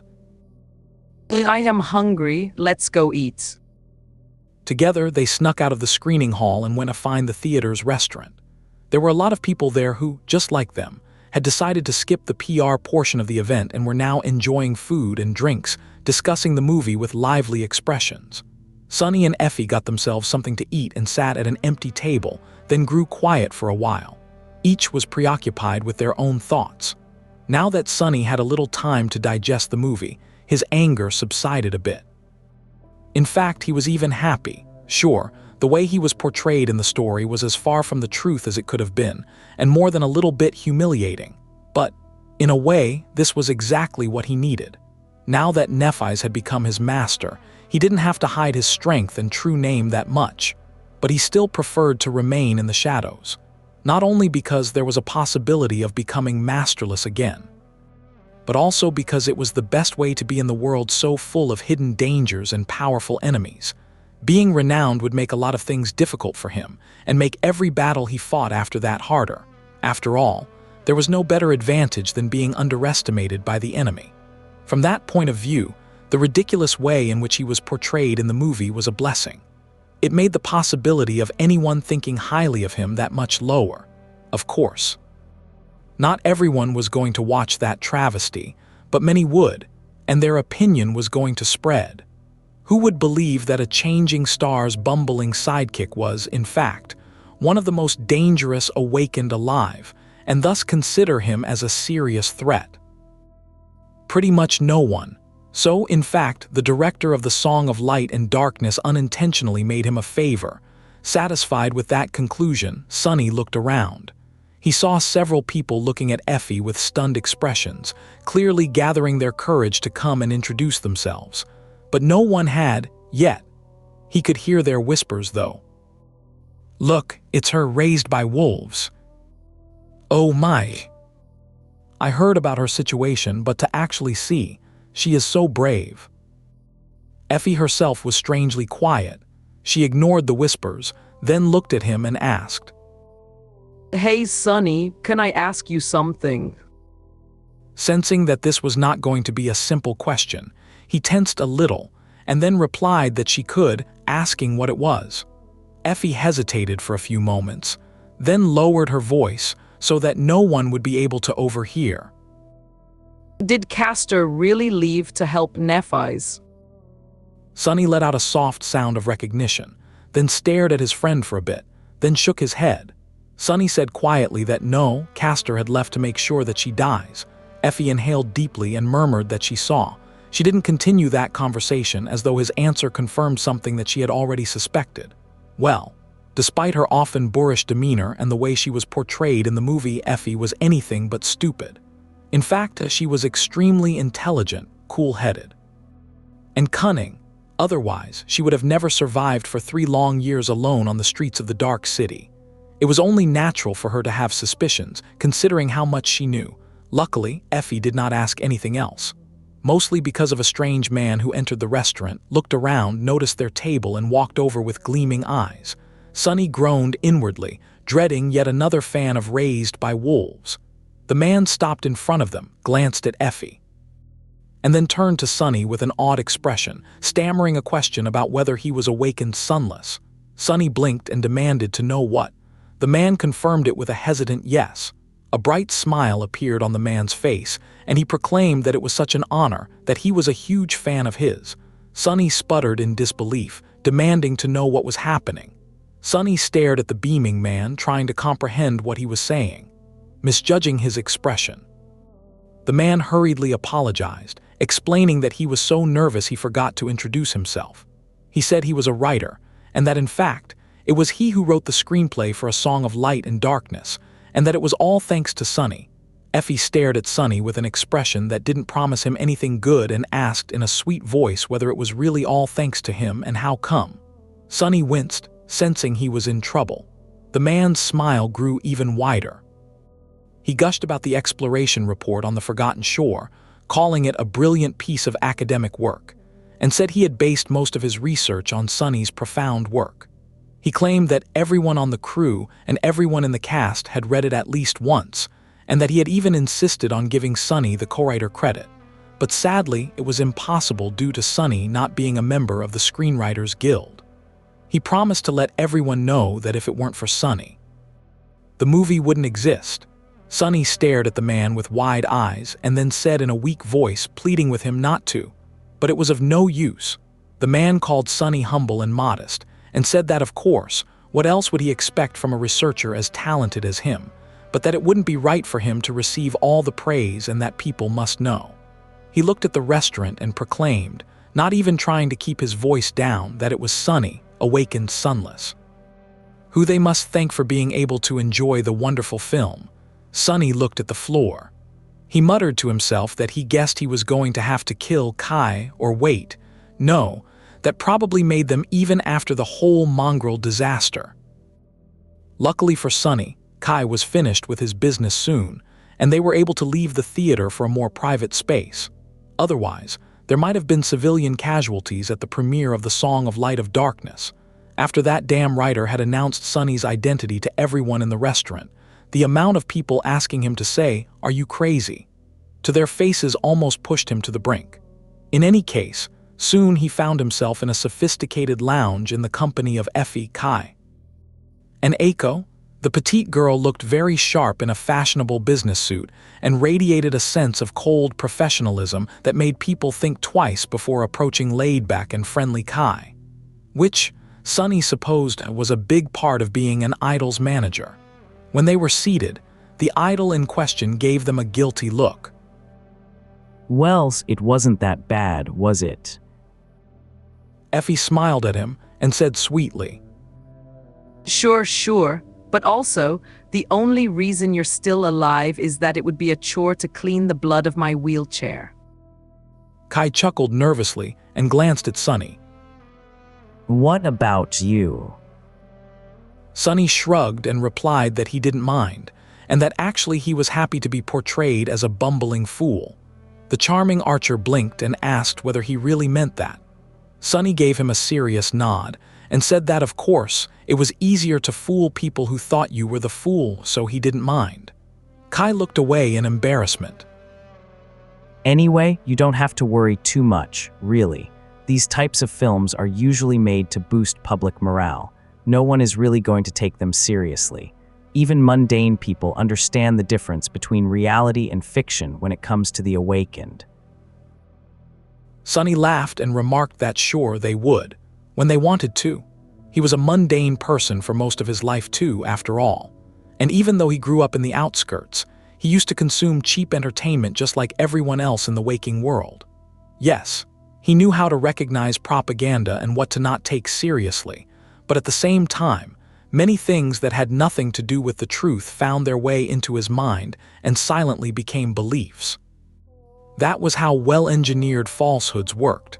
They spent some time chatting and joking about especially ridiculous moments in the movie, and at the right moment, Sunny said, By the way, I talked to Cassie, she's in, but we'll need to do it before winter, so -1 month for preparations. Effie smiled. Good news, I'll start packing then. I am south of Bastion right now, so it will take me 2-3 months to get to the Chained Isles, unless one of you knows a friendly local saint. Sunny thought about Saint Tyrus and remained silent. No, that woman frightened him too much to ask for a favor. He wondered how Master Jet had managed to convince her in the first place. Kai nodded. We can meet in Bastion and travel north together. It will be safer. Eiko, meanwhile, was looking at them with a confused expression on her delicate face. You travel north, do it before winter. What are you talking about? A guilty expression suddenly appeared on the charming archer's face. That, I haven't mentioned it before, but basically, I am going to join Sunny, Effie, and Cassie too, to challenge the second nightmare. Eiko stared at him with a shocked expression. Deal from Sunny, but are you crazy? Have you told the agency? Kai smiled weakly. No, I was hoping that you will tell them actually. They'll listen to you. Isn't it a good thing, really, for public relations? Plus, as a master, I won't have to visit the dream realm every day. The petite girl scoffed. If you survive. Then she glanced at Sunny and Effie and shook her head. Am I kidding? I guess I'll be jobless again soon. You guys have fun for a bit. I'll go get a drink. With that, she rose and went toward the bar. Sunny thought for a bit, then rose too, and said he would go keep her company. Kai gave him a thankful smile and said that he appreciated it. What does he think I am going to do? Sunny gave his friend a confused look, then followed Eiko. Of course, he wasn't doing it out of consideration. In fact, he wanted to talk to her about something in private. When he approached the bar and stood near the petite girl, she gave him a dirty look. Whatever it is, no. Hell no. Sunny blinked and asked what she meant. Eiko smiled crookedly. That look of yours, the last time you looked at me like that, Steph and I almost ended up as the Blood Lord bait. What do you want me to join your suicide crusade? He shook his head and said no, nothing of the sort, and that in fact it was about her job. The petite girl raised an eyebrow and let out a skeptical sound. Sunny nodded. Well, since there's a possibility of you losing a part of your income, and Kai tells me that you are really good at managing stuff, how would you like to help me manage a blossoming new business? Eiko looked at him with a dubious expression. Are you opening an assassination agency? He almost choked. What? What made you think that? No, I just found a way to move items between the real world and the dream realm. My dream, if you need to know, is to become the proprietor of an elite memory store. The petite girl stared at him with wide eyes. Really? Sunny frowned. Yes, really, why can't I have a dream? Just imagine sitting safely in a fashionably decorated store without having to risk my skin in the dream realm and have tons of money simply flow into my hands. That's the stuff dreams are made of, is it not? Eiko shook her head with a bewildered expression on her face. She conceded with a bewildered shrug that she guessed so. Sunny smiled. You understand, the others might think that it's silly, but I know you wouldn't as a former business owner yourself. Anyway, I won't have a large enough arsenal of memories for a while, but I can start creating a reputation for the store already, a brand name or whatever it's called. So I just sold 4 fallen soul shards on the network from a devil I killed and ate, but for some reason, that bastard's shards did not fetch a really good price. Eiko looked at him with a frown. What category of the vendor license did you apply for? Who's your appraiser? What's your feature strategy? SEO approach? Pool of endorsements? He remained silent for a bit, then admitted that she had said a lot of words, and that most of them even sounded familiar, but that he had no idea what she meant. What the hell was she talking about? What's a SEO? Are there different licenses? Wait, do I even need a license? Don't tell me that I need to pay taxes too. The petite girl closed her eyes for a moment. None. You did none of these things. Sunny nodded. It's a miracle that you even managed to sell those shards. He smiled. That's why I need someone smart and resourceful like you to help me. For 5% commission of every sale, just think about it. How many awakened out there can bring soul shards to the real world and bring spices to the dream realm, will be rich in no time. Eiko sighed and remained silent for a bit. Then she said, That is a high-risk business venture that wholly depends on 2 unpredictable factors. You staying alive and you continuously hunting down nightmare creatures which are usually in contradiction to each other. So in normal circumstances I would have said no, but it is you I guess, plus you have a good relationship with all 3 of the newest named Awaken, as well as a lot of prestige as a member of Changing Stars cohort, and now even some pop culture fame. Eiko shrugged, thought for a long while, and then said categorically, 10%. Sunny grinned and offered her his hand for a handshake, declaring it perfect and welcoming her aboard Sunny's Brilliant Emporium. The petite girl stared at him in shock and demanded to know whether he had actually named the store Brilliant Emporium, and whether the naming could be changed. He shook his head and insisted that no, it was non-negotiable, and asked what was wrong with that name, saying it was a great name and that he thought it was, brilliant. After that night, Sunny became really busy. He mused to himself that delegating was the secret of success. That was his thought after Eiko joined the Brilliant Emporium as a manager. With her help, he went through all the necessary paperwork to make his improvised network store seem legit. Sunny noticed the difference right after listing the soul shards he had gathered from the inhabitants of the sanctuary for sale. Not only did they got purchased much faster, but the price was also pleasantly higher than expected. He also didn't need to spend a lot of his severely lacking time on managing sales, delivery, and purchases. Eiko streamlined the process and created a simple and efficient system where he handed her the inventory and the updated information on what items the Awakened wanted to receive from him in the dream realm, and she did the rest. While its volume of sales was not overwhelming, The Brilliant Emporium started functioning as a real business with a constant level of activity and a slowly growing client base. Sunny just had to collect the money and spend it on low-tier memories to feed to Saint. Well, and remain alive while getting the soul shards, of course. Sadly, despite how appreciative of the concept of delegating he became, this was the only part of his busy life that he could entrust to someone else. All the other things he had to do were either too personal or too secretive to recruit anyone to help. No one was going to do his research for him, so Sunny had to spend time writing reports, bringing them to teacher Julius, and working with the old man to make them worthy of being rewarded with contribution points. Nothing had brought him quite as much as the Forgotten Shore report had, but the points were slowly accumulating. Similarly, now that Cassie was gone on a long expedition, he was the only one of Neff's friends, of which there were only two, really, who could visit her. That was not a burden, but took away some of his time nevertheless. He also kept an eye on the runes describing her status, and saw the number of soul fragments in her possession increase at a frightening speed almost every day.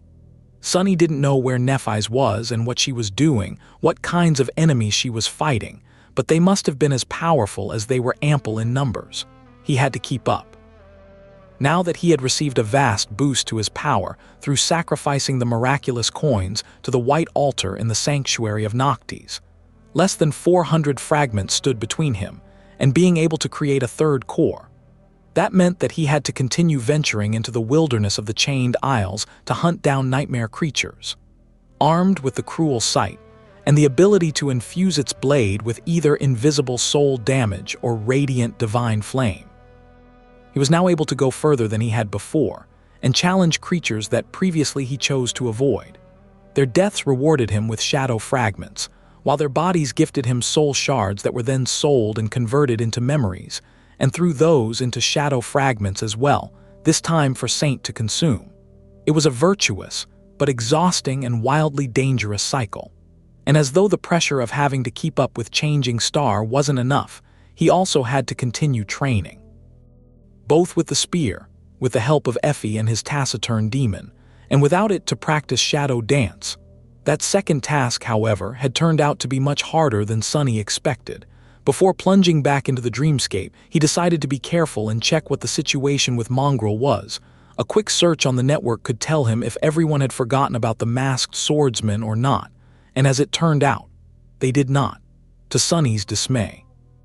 He found out that in the month of his absence, the people infatuated with Mongrel had not only persisted in their excitement, but also brought it to a whole new, truly ridiculous level. All of them were flooding the network with theories and discussions, and countless individuals, even those who missed out on the initial sensation, were waiting with bated breaths for one glorious moment: the return of Lord Mongrel. With each day that passed, their anticipation only grew stronger. No matter how discreet Sunny could be, once he appeared in the dreamscape, it was going to create too much noise and attract too much attention. Sunny cursed in despair, decrying the whole disaster. He was on verge of pulling his hair out in despair. It was worth remembering that the persona of Mongrel, oh irony, had been created to help him stay anonymous, potentially in order to safely glean secrets about the sovereigns in the future. What a joke it was that the faceless phantom he created ended up being much more famous and recognizable than its creator. In any case, the situation was seriously messing up Sunny's plans. He simply couldn't use Dreamscape, which caused his progress with Shadow Dance, and the mantle of the underworld, to stall. And if that wasn't enough, there was another unexpected problem he encountered. That one wasn't as inconvenient and pernicious, but made him worry a lot for whatever reason. It was that Sunny had not heard from Mordred again after returning from the Ivory Tower. Despite the fact that several weeks had passed, the lost prince remained gone. Sunny's head, once again, had only one voice resounding in it: his own. Usually, that would have been a good sign, but Mordred's absence made Sunny tense and full of vaguely bad premonitions. What could have happened to his mysterious helper? Was he simply unable to establish contact outside of the sky below and the Ivory Island, or had something happened to him? There was no answer.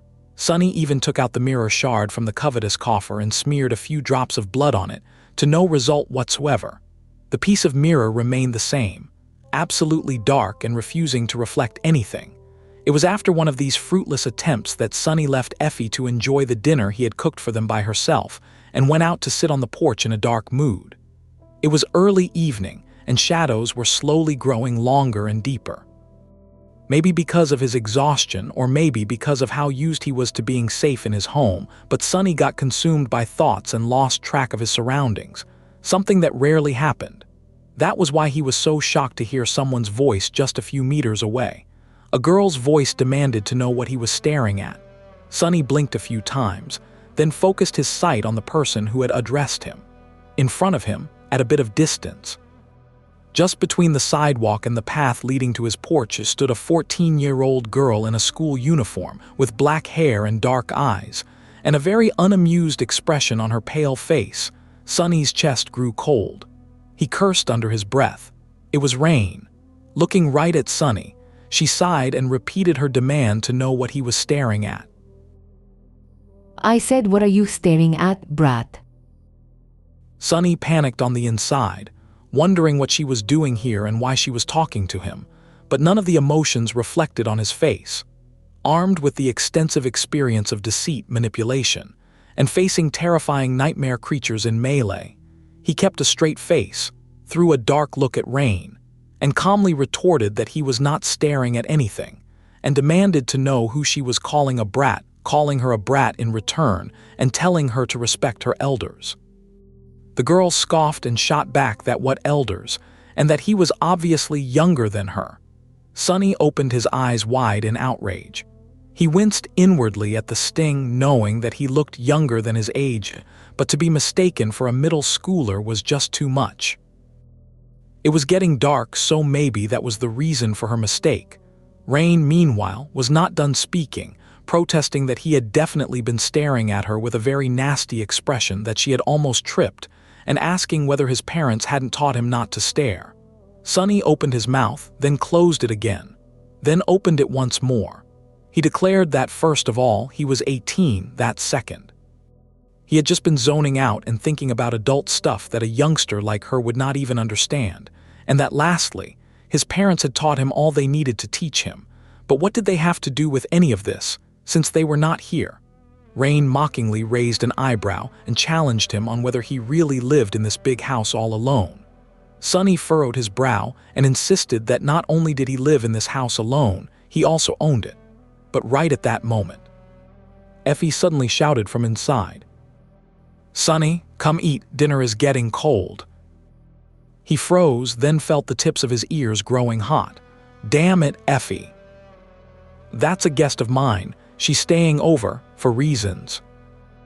Rain stared at him for a few moments with a funny expression on her face, then asked, Your name is Sunny. Sunny shrugged, trying to appear as indifferent as possible, and replied that sure, asking why. She suddenly laughed.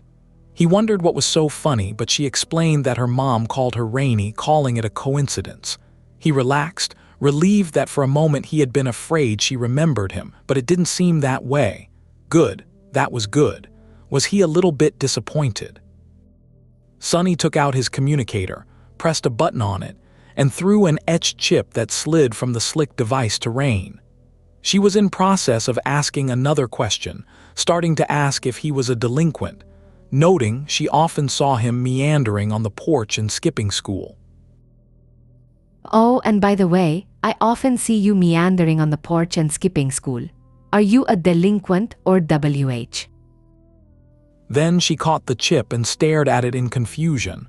What's this? Sunny smiled with a corner of his mouth. Can't you see that's a government-issued citizenship chip? Now how would I have one if I wasn't of legal age? Rain looked at the chip, then grew even paler than usual. She stammered, asking whether he really was 18. She was so mortified that she even used the proper honorifics. Sunny laughed and declared that of course he was, that as a respectable adult, he never lied, and that he was the most honest person in the world, really. The girl seemed like she was currently wishing to sink into the earth. She apologized profusely, stammering that she was so sorry and hadn't thought. Oh, I am so sorry then, I didn't think. As a child that grew up in a good family, she was most likely taught to be very polite to elders, so this situation was more or less a nightmare. Sunny himself had never associated with types of people who were particular about etiquette, but from what he had seen in Rain's school among her ilk, social hierarchy and proper rituals were all the rage. Luckily, Effie decided to appear at that very moment to put an end to the awkward situation. Opening the door, she rolled her wheelchair onto the porch while saying angrily, Listen, doofus, are you going to eat or not? Because if not, I'll eat your portion too, you know. Then she stopped and stared at Rain, then at Sunny. After a few moments, she asked, Who's your friend? Sunny rubbed his face and told her to eat as much as she wanted, explaining that this girl lived in the neighborhood and was just passing by. Rain nodded and introduced herself politely, explaining that she was very sorry that she was just on her way home from school and had made a mistake. Nice to meet you, ma'am. I am very sorry. I was just on my way home from school and made a mistake. You see what has happened. Effie grinned, then gestured for her to stop talking. Let me guess, this one right here was zoning out with a nasty expression on his face, and then looked at you and said something wildly inappropriate. Rain blinked a couple of times, then corrected her, saying that yes, or rather no, he hadn't said anything, and that it was her who had said something inappropriate. The former huntress shook her head. Then you're lucky. Sunny here is a bit special, one of a kind, the things that sometimes come out of his mouth. Sunny stared at her in outrage and hissed about the things that came out of his mouth, demanding to know whether she was the one to talk. She sighed, then looked at Rain with a hurt expression on her face, lamenting that he could see how Sunny bullied her, that it was no way to treat a guest, calling him ungracious, and wondering what the nice neighborhood kid would even think. Rain energetically shook her head and insisted that no, she wouldn't think anything, and that she had to go home, actually adding that it had been nice meeting them. With that, she hurriedly turned around and made a step to walk away. Effie raised her voice a little and called after her, saying bye and that it was nice meeting her too, and that if she felt guilty about the misunderstanding, she could stop by any time with food and all would be forgiven. Sunny stared at her with wide eyes, not quite believing what he was hearing. Finally, when Rain's figure disappeared behind the green fence, Effie turned to him and smiled, remarking that it was almost like there was a factory somewhere in the city releasing whole batches of tiny, pale, bony teenagers, and that the girl was almost as pale as Sunny, adding that she couldn't believe it. With that, she shook her head, turned her wheelchair, and went back inside to continue her dinner, leaving Sunny alone, flabbergasted and trying to determine if he was currently awake. What was that? What just happened? Of all the countless scenarios he had in his head of how his first meeting with Rain would go, this was definitely not one of them. Sunny was too shaken by what had just happened to do anything else today, so he just went down to the basement, entered the dream realm, and remained in his small room in the sanctuary instead of going out to fight nightmare creatures. There, he just slept peacefully for the entire night. This was a very strange way to act for Sunny, but many awakened did just that every day, unless their citadel was under attack, which happened frequently in most parts of the dream realm. Or they were assigned a certain duty. People just remained in their quarters, slept, and returned to the real world without throwing themselves into any kind of danger. Others performed various tasks to earn a livelihood in the citadel, all the while staying safe behind its walls. Few frequently ventured outside and challenged the wilderness of the dream realm, and who could blame them? Most people were made awakened against their will after all. It was the spell that wanted humans to risk their lives, go through deadly trials and endure terrible suffering, not people themselves. So there was nothing wrong with a person who wanted to stay as safe as possible for as long as possible. If anything, it was Sunny who behaved abnormally. In any case, he felt refreshed and more balanced when he returned to the real world in the morning. A good night of sleep helped him put his unexpected encounter with Rain in perspective. Yes, it was an unfortunate mistake on his part, and yes, the fact that she now knew his face and name was less than ideal, but truly nothing too bad had happened. Rain just thought of him as a neighbor, not even an acquaintance, just a stranger, which was just as Sunny wanted it. To be on the safe side, he could avoid leaving the house for a while altogether. And yet, in the evening, he found himself sitting on the porch again, enjoying the view and a cup of tea, as he had already grown used to. He reassured himself that after yesterday, he doubted she would ever want to approach this house again, so he should be all right. But as it turned out, he was not.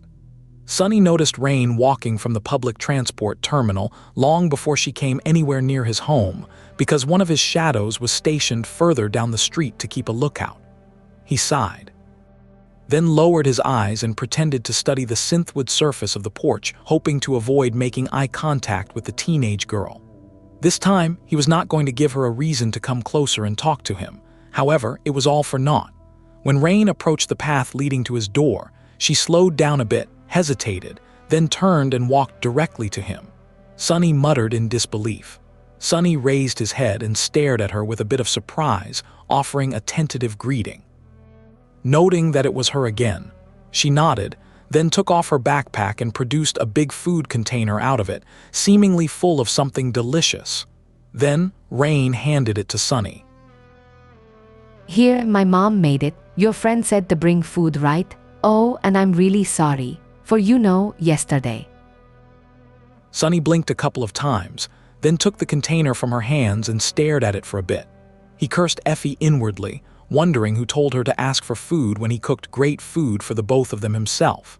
Then, he pretended to smile and replied that yeah, she did, and that there was no problem, telling her to say thanks to her mom.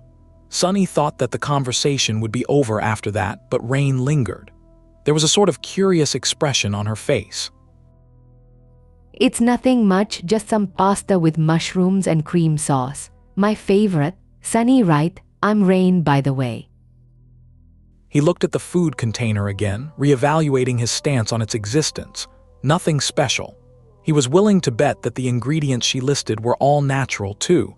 A far cry from synth-paste people like him usually consumed to keep their bellies full in the outskirts. Sunny knew a few guys who would kill to eat something like this. His smile became more genuine. He replied that yup, he was Sunny, and that it was nice to meet her, Rain. She smiled slightly, hesitated for a few moments, and then asked, So you're really 18 and live alone in your own house? I mean, with that nice friend of yours? Sunny shrugged and replied that sure, and that she was just staying over until she found a place of her own, asking why. The girl looked at him with wide eyes and asked whether he wasn't a bit young to live on his own and whether his parents weren't worried. He stared at her for a couple of seconds, then tilted his head a little and replied that he thought he was of a perfect age to live on his own and that no, his parents weren't worried about him one bit. Rain smiled, as though hearing the most fascinating thing ever, and gushed, asking who cooked his food, then who bought his food, whether he got an allowance, or whether he had a stipend from his university, asking whether he even went to university, and declaring that she had so many questions. Sunny mentally groaned, hating questions. Outwardly, though, he remained calm and retorted, asking what kind of questions those were, explaining that obviously he bought and cooked his food himself, and demanding to know who needed a university. He declared that he was a wildly successful young entrepreneur, if she must know, and that basically, he did whatever he wanted. Rain stared at him and pressed, asking whether his parents just let him, and whether they weren't lecturing him every day about the future, the importance of having a productive career, and how he must be always ready in case he got infected by the spell. Sunny furrowed his brow and replied that no, none of those. Rain looked at him with envy and sighed, exclaiming that he was lucky and that her mom and dad were like hawks. Sunny wondered what the hell a hawk was, presuming it was something bad. He remained silent for a while, a complicated expression appearing on his face. Finally, Sunny said quietly that she shouldn't be hard on her mom and dad, and that she was the lucky one, really. He admitted that he had sort of twisted the truth a little, and that his parents didn't care about where he was and what he did because he didn't have parents. He said that he would rather be in her situation than his, great as it was, and that hers was a bit greater. Rain stopped smiling and looked at him with a hard-to-read, sad expression on her pale face. Then she said quietly that she was sorry and that she hadn't known. She smiled a little and waved, calling that she would be going then, and telling him to enjoy the pasta, Sunny. The young girl put her backpack back on, turned around, and left. Sunny remained on the porch for a while, staring at the tray of food. Slowly, a dark expression settled on his face. I can't continue doing nothing anymore. I need to make a decision and proceed. I wasted too much time as it is already. He avoided doing anything about getting Rain ready for the possibility of becoming infected by the spells, because he didn't know what to do and how. But this inaction had to stop. He had to come up with something. The problem was, he just didn't know enough to make a good decision, and even then, was he even qualified to make it? Sunny had a lot of experience dealing with various situations, possessed a quick wit, and was street smart, as well as having a real talent for killing things and remaining alive. Without wasting time on false modesty, he could admit that he excelled at many things. But were the things he excelled at even applicable to training a young girl for the nightmare spell?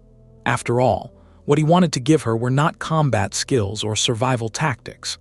Those she was being taught already. In an elite school that someone like him would have never been able to attend, what he wanted to give her was a mindset that would allow her to survive in the unforgiving hell of the dream realm. And mind was a delicate thing. If he went about it in the wrong way, he could bring more harm than good. Not to mention that everyone was different, and what worked for him was not guaranteed to work for someone else. Take his own friends, for example. All of them had wildly diverging mindsets, but each had been able to thrive even in a place as dire and harrowing as the Forgotten Shore. So, what the hell do I do? Sunny massaged his temples, then sighed. First, he had to observe more and understand more. Whatever he wanted to decide, it was stupid to try and base that decision on observing Rain for a single day as she went about her classes. Maybe I'll get inspired, or my intuition will give me a hint. With that thought, he frowned, finished his tea, and went inside. The next morning, Sunny left his house early and used the transit system to reach the district where Rain's school was located. Now that he knew the place, he didn't need to follow his sister around. Instead, he went ahead, returned to the cafe he had hidden in the last time, and sent one of his shadows to keep watch on the entrance of the school as it waited for the young girl to appear. Half an hour later, he noticed her figure and silently ordered the shadow to follow Rain inside. He told himself he was going to have to keep studying her demeanor for a while, at least a few weeks, and that by then it would be clear if his initial impression was right or if he needed to reconsider his evaluation. He would also understand her strengths and weaknesses much better. Sunny had to stop himself from groaning. A few weeks. That was going to really eat into his time. Both the hunt for shadow fragments and his training with Effie and Saint were going to suffer, which was such a shame. Recently, he was starting to feel a hint of confidence when handling the cruel sight in its spear form. Previously, Sunny had mistakenly considered the spear to be a rather static weapon, one mostly capable of only straightforward thrusting attacks. And on the surface, it was. More than that, this was actually one of its best features. Anyone could use a spear with a decent level of effectiveness. That was why it ruled the battlefield for thousands of years, unlike the sword. Person didn't need endless hours of practice to become a proficient amateur with it, but in the hands of a master, the spear was a completely different beast. It was swift, deadly, and unpredictable, capable of a vast variety of attacks at a wide array of ranges. It was a truly versatile weapon capable of dealing devastating damage to anyone who would dare to approach its wielder. What Sunny liked the most, though, was how deceiving a spear could be. Cruel sight. In particular, was especially flexible due to its long blade, which could both piece and slash. Not to mention the fact that the length of its shaft could be changed at will. Sunny was still much more comfortable with swords, though, especially familiar ones, like the midnight shard of the great Odachi form of the Soul Serpent. He was growing rather fond of the ability to keep his enemies further away from his body that the cruel sight gave him, nevertheless. So it was a real shame that he was going to have to reduce the amount of time he trained by a lot. That was not even the main reason why he felt malcontent about the prospect of spending weeks observing Rain at school, though. The main reason was teenagers. Sunny clearly remembered the mental trauma he had experienced after being forced to watch the young elites attending the prestigious school, making life difficult for both themselves and the teachers. Even after having to fall into an endless abyss while eating the rotten meat of a devil and burning in the ocean of divine flames, he would rather repeat the whole thing than experience school life again. Well, almost, not really. With a sigh, Sunny concentrated on the pastry in front of him and prepared for a long and arduous day. That pastry alone made his mood better simply because of the fact that it didn't come from a mimic. The young elites were the same, venomous, incredibly misguided and infuriating. Luckily, Rain was also the same. She studied quietly and avoided all the drama, which basically made her a pariah. He silently cheered Rain on, thinking she was a good girl for disregarding all the nonsense and learning as much as she could, reflecting that knowledge was a privilege and her classmates were too stupid to value it, but she was not. Well, it wasn't as though they were some delinquents either. Academic achievement was the cornerstone of the social hierarchy in this elite school, so the competition among the students was fierce. It was just that most saw learning as a tool to earn status, as opposed to the goal. Not that their priorities were any of Sunny's business. Hour went after hour, and at some point, he decided to leave the cafe and take a walk to chase away the boredom. But before he could, however, something happened. His communicator suddenly let out a grating, echoing, ringing sound. A second later, the sound repeated. And it wasn't only just him. Every person in the cafe, from the clients to the members of the staff, was receiving the same notification. Sunny's chest grew cold. He knew that sound, of course. Everyone in the world knew and dreaded it. Looking down, he saw the familiar text appear on the screen of his communicator. Sunny whispered a desperate denial. The notification read, Emergency alert. Emergency alert. Gate activity detected in your proximity. ETA 201 seconds. Evacuate immediately. A voice whispered of a gate, that there was a gate. Before Sunny even comprehended these words, he was trembling, cold fear rising from the depths of his heart to swallow him whole. This was not a conscious response, but an instinctual reaction, something that his body had learned to do in the past, the terror that all modern humans came to bear in their very bones. The grating, echoing ringing meant only one thing: run. Run if you wish to live, if you don't want to die in a manner so harrowing that words could not describe it. But Sunny wasn't a mundane human anymore. Strangling the instinctual fear, he threw it aside and stared at the screen of the communicator with a dark expression on his face. The notification was similar to the ones he had seen several times in the past. Previously, when he lived in the outskirts, he had learned of the devastation an opening gate could bring firsthand.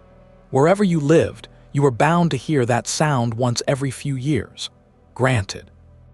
The infrastructure in the outskirts was way less developed than in the proper parts of the city, and there wasn't a lot of awakened around. So, the results were often more disastrous. He was in a very respectable district right now. But ironically, things were much worse. Sunny wasn't very versed in the technology the government used to detect the appearing gates in advance, but he knew that it failed this time. Usually, people would receive a notification at least 10 minutes, half an hour. Sometimes even days before the dreaded event. This gave most of them time to evacuate out of the impact zone, and also allowed the government forces to arrive before the flood of nightmare creatures broke free of the opening gate and cut through the ranks of the nearby awakened who tried to stall it. 200 seconds. That was nothing. Less than nothing. It was not nearly enough time for people to run, and not nearly enough for help to arrive. Such a small time window meant only one thing: that unless something happened, there was going to be a massacre. He was safe, though. He could just shadow step away at any moment. As people jumped to their feet and ran to the exit with panicked expressions, Sunny sighed and pressed on the notification. Immediately, a map opened up, showing him the location of where the gate was going to appear as well as optimal evacuation routes. Sunny muttered, "Too close." There was no way that Rain's school was going to be able to evacuate thousands of students in time. If their hazard protocols were well established, they were not even going to try. They would just gather the children in the most protected part of the school, activate their defense systems and try to hold until help arrived. The school was in the direct vicinity of the opening gate, though. Sunny wasn't sure how well its defenses would do, no matter how formidable they were. Even if there were several awakened staffed as security personnel or instructors for this exact eventuality, they wouldn't be able to do much. The true elites would not take such positions after all. Sunny muttered, "What to do?" This time, the notification interface was different from how Sunny had seen it in the past. There was an additional, urgently blinking symbol on the map. It was very similar to the insignia Master Jet wore on her sleeve, only this one had 2 stars on it instead of 3. This symbol was there because the communicator knew that Sunny was an awakened. There were 192 seconds remaining until the gate opened. Out in the classroom, where one of his shadows was currently hiding, the children and the teacher were still staring at the notification with stunned expressions, not yet comprehending what it meant exactly, or simply refusing to. Not paying a lot of attention to the chaos happening around him, Sunny pressed on the symbol, and additional information appeared on the screen. Attention all awakened. Request immediate action. Attention all awakened. Request immediate. Below that, several lines of text shimmered. Gate category 2, 89% probability, 3, 10% probability, higher undefined, strike force ETA 16 min 14 sec. 13 minutes. A corner of Sunny's mouth twitched, a resentful grimace appearing on his face. The earliest any government force would be able to arrive to the gate was in 13 minutes after it had opened. 13 minutes. That might as well have been an eternity. Sunny snapped. Too long. And now Sunny had to make a decision. He had to either run away or respond to the call to arms to stand in front of the nightmare gate, hoping to survive in the flood of monsters for 13 entire minutes. Well, it wasn't that hard of a decision, really. Sunny knew that he was going to stay, not out of any sort of moral obligation, but simply because he wanted to. He was equally as reluctant to turn tail and allow the spell to invade his world with impunity as he was to see countless nice, mundane humans die in the maws of nightmare creatures, like the polite waitress who served him the delicious pastries or the baker who had made them. This was his world, his city and his fellow humans. Before, Sunny was always weak and had no choice but to run, hide, and tremble in fear. He was done living his life in fear a long time ago, though. It was also done allowing anyone, or anything, to take what was his without a bloody fight. He was done being weak, but even that wasn't the real reason. Perhaps Sunny would have considered the approaching disaster too much of a risk and retreated. But Rain was there, very near to the center of the map displaying the gate's impact zone. So really, running away wasn't even an option. 180 seconds remained. Now left alone in the empty cafe, Sunny stood up and stretched. A heavy sigh escaped from his lips. He murmured, "This is going to be a wild, wild ride." Now that he knew that he was insanity, going to act, Sunny had to decide how exactly and do it very fast. Sadly, the question was not as easy as it seemed. His life was too complicated for anything to be easy. Not only was the answer to the question not too obvious, but what's worse, he had mere seconds to make a decision, which was not nearly enough to think things through with any sort of clarity. But what choice did he have? None at all. Sunny grimaced. He muttered, "Let's speedrun our options." The safest and most cowardly option was to shadow step into the classroom through the shadow, spying on Rain, grab the girl, and bring her away. At least it seemed safe on the surface. In reality, though, such an action would cause all types of terrible consequences both for him and for his sister. Not only was he going to have a lot of explaining to do, revealing all the things he wanted to keep hidden, he would also leave countless witnesses as well as digital evidence, connecting Rain to him and vice versa. In the future, whenever he was going to end up having really dangerous enemies, which Sunny had no doubt would happen one day soon, that evidence was going to come to light and lead them to her, which was not something he was willing to accept. So, He was going to leave that option as the last resort and act on it only if the school's defenses were breached and Rain was in imminent danger. With that out of the way, there was only one path left. Doing his civil duty and going directly to the gate, in hopes of stalling the tide of nightmare creatures long enough for the cavalry to arrive. Awakened who didn't work for the government were expected and encouraged, but not technically obligated to respond to a call like that. Many, maybe even most, did not and chose to run instead. And who could blame them? Not everyone with an aspect was a combatant, and even those who had not become one voluntarily.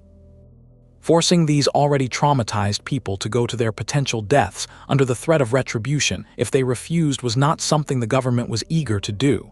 Or maybe it simply couldn't. Forcing Awakened to do anything was a dangerous idea, since they could potentially topple the government if pushed too much. So, the government preferred to use a carrot instead of a stick when dealing with them. It was a delicate balance. Sunny wasn't sure that he was even going to see that carrot, though. Because he was facing a dilemma. Yes, he had decided to fight in front of the gate, but this could also be done in several ways. 2 ways, really. Sunny could go into battle as himself, or as Mongrel, protecting his identity from the prying eyes and himself from any attention. Using Weaver's mask was not without risk, as every time he did so without proper preparations could potentially leave behind context clues that would allow smart people to narrow down the list of suspects. But the alternative, right now, with not a lot of time to weigh all the pros and cons, Sunny felt that the alternative was worse. If he wanted to have a hope of surviving for 13 minutes, he was going to have to go all out, showcasing the full scope of his true powers.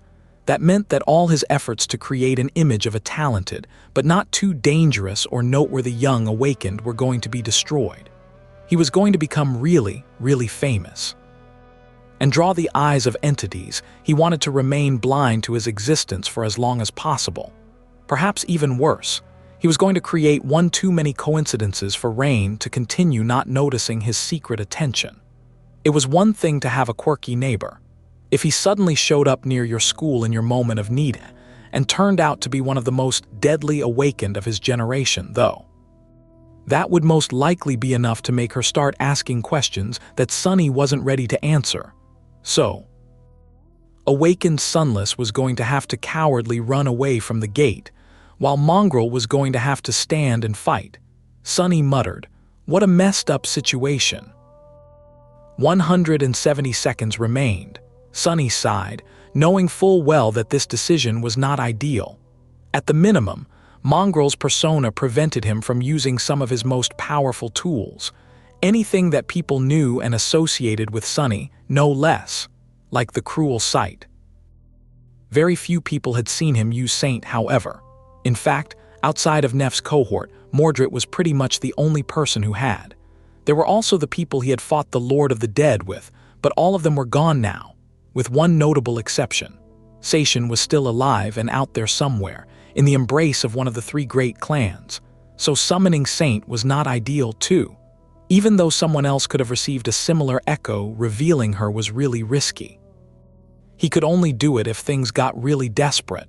Sunny murmured, "Maybe I should reconsider." But there was no time to consider things anymore. There were less than 3 minutes left before the gate opened. He would just have to manage somehow. Sunny closed his eyes for a moment, then checked where the cameras monitoring the cafe were located and walked into their blind zone. There, he summoned the covetous coffer, placed his communicator on its lid, and sent the box scurrying in the direction opposite of where he himself was headed. After that, Sunny took a deep breath and dissipated into the shadows. A few seconds later, and hundreds of meters away, an armored figure wearing a fearsome black mask walked out of the darkness, the blade of the great Odachi resting on its shoulder. Mongrel had arrived to the Nightmare Gate. The road ahead of Sunny was almost empty. Only several people could still be seen, running away from the vertical line where the air was rippling strangely, 100 or so meters behind their backs. When they saw his menacing figure, the stragglers recoiled. Someone let out a frightened yelp. Not paying them any attention, Sunny calmly walked forward. The soul serpent rested on his shoulder. Sunny murmured, "Strange, I have never seen an opening gate up close before." The deserted street in front of him did, indeed look very eerie.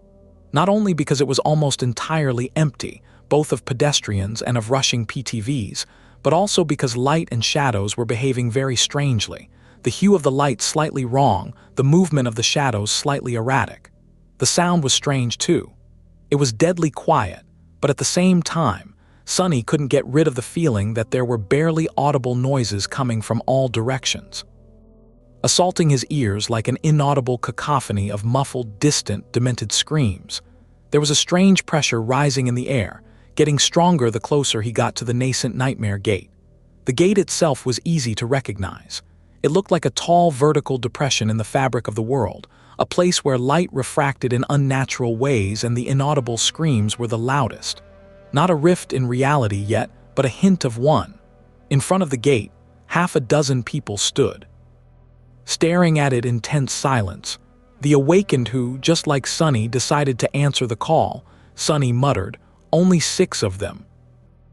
While that fact didn't promise him anything good, it was to be expected. 200 seconds was just not enough for a lot of willing defenders to arrive. Even those who were ready to risk their lives in an attempt to protect the civilians needed time to get to the gate after all. This bunch were those who had already been in the immediate impact zone when the alert was sent to their communicators, just like Sonny.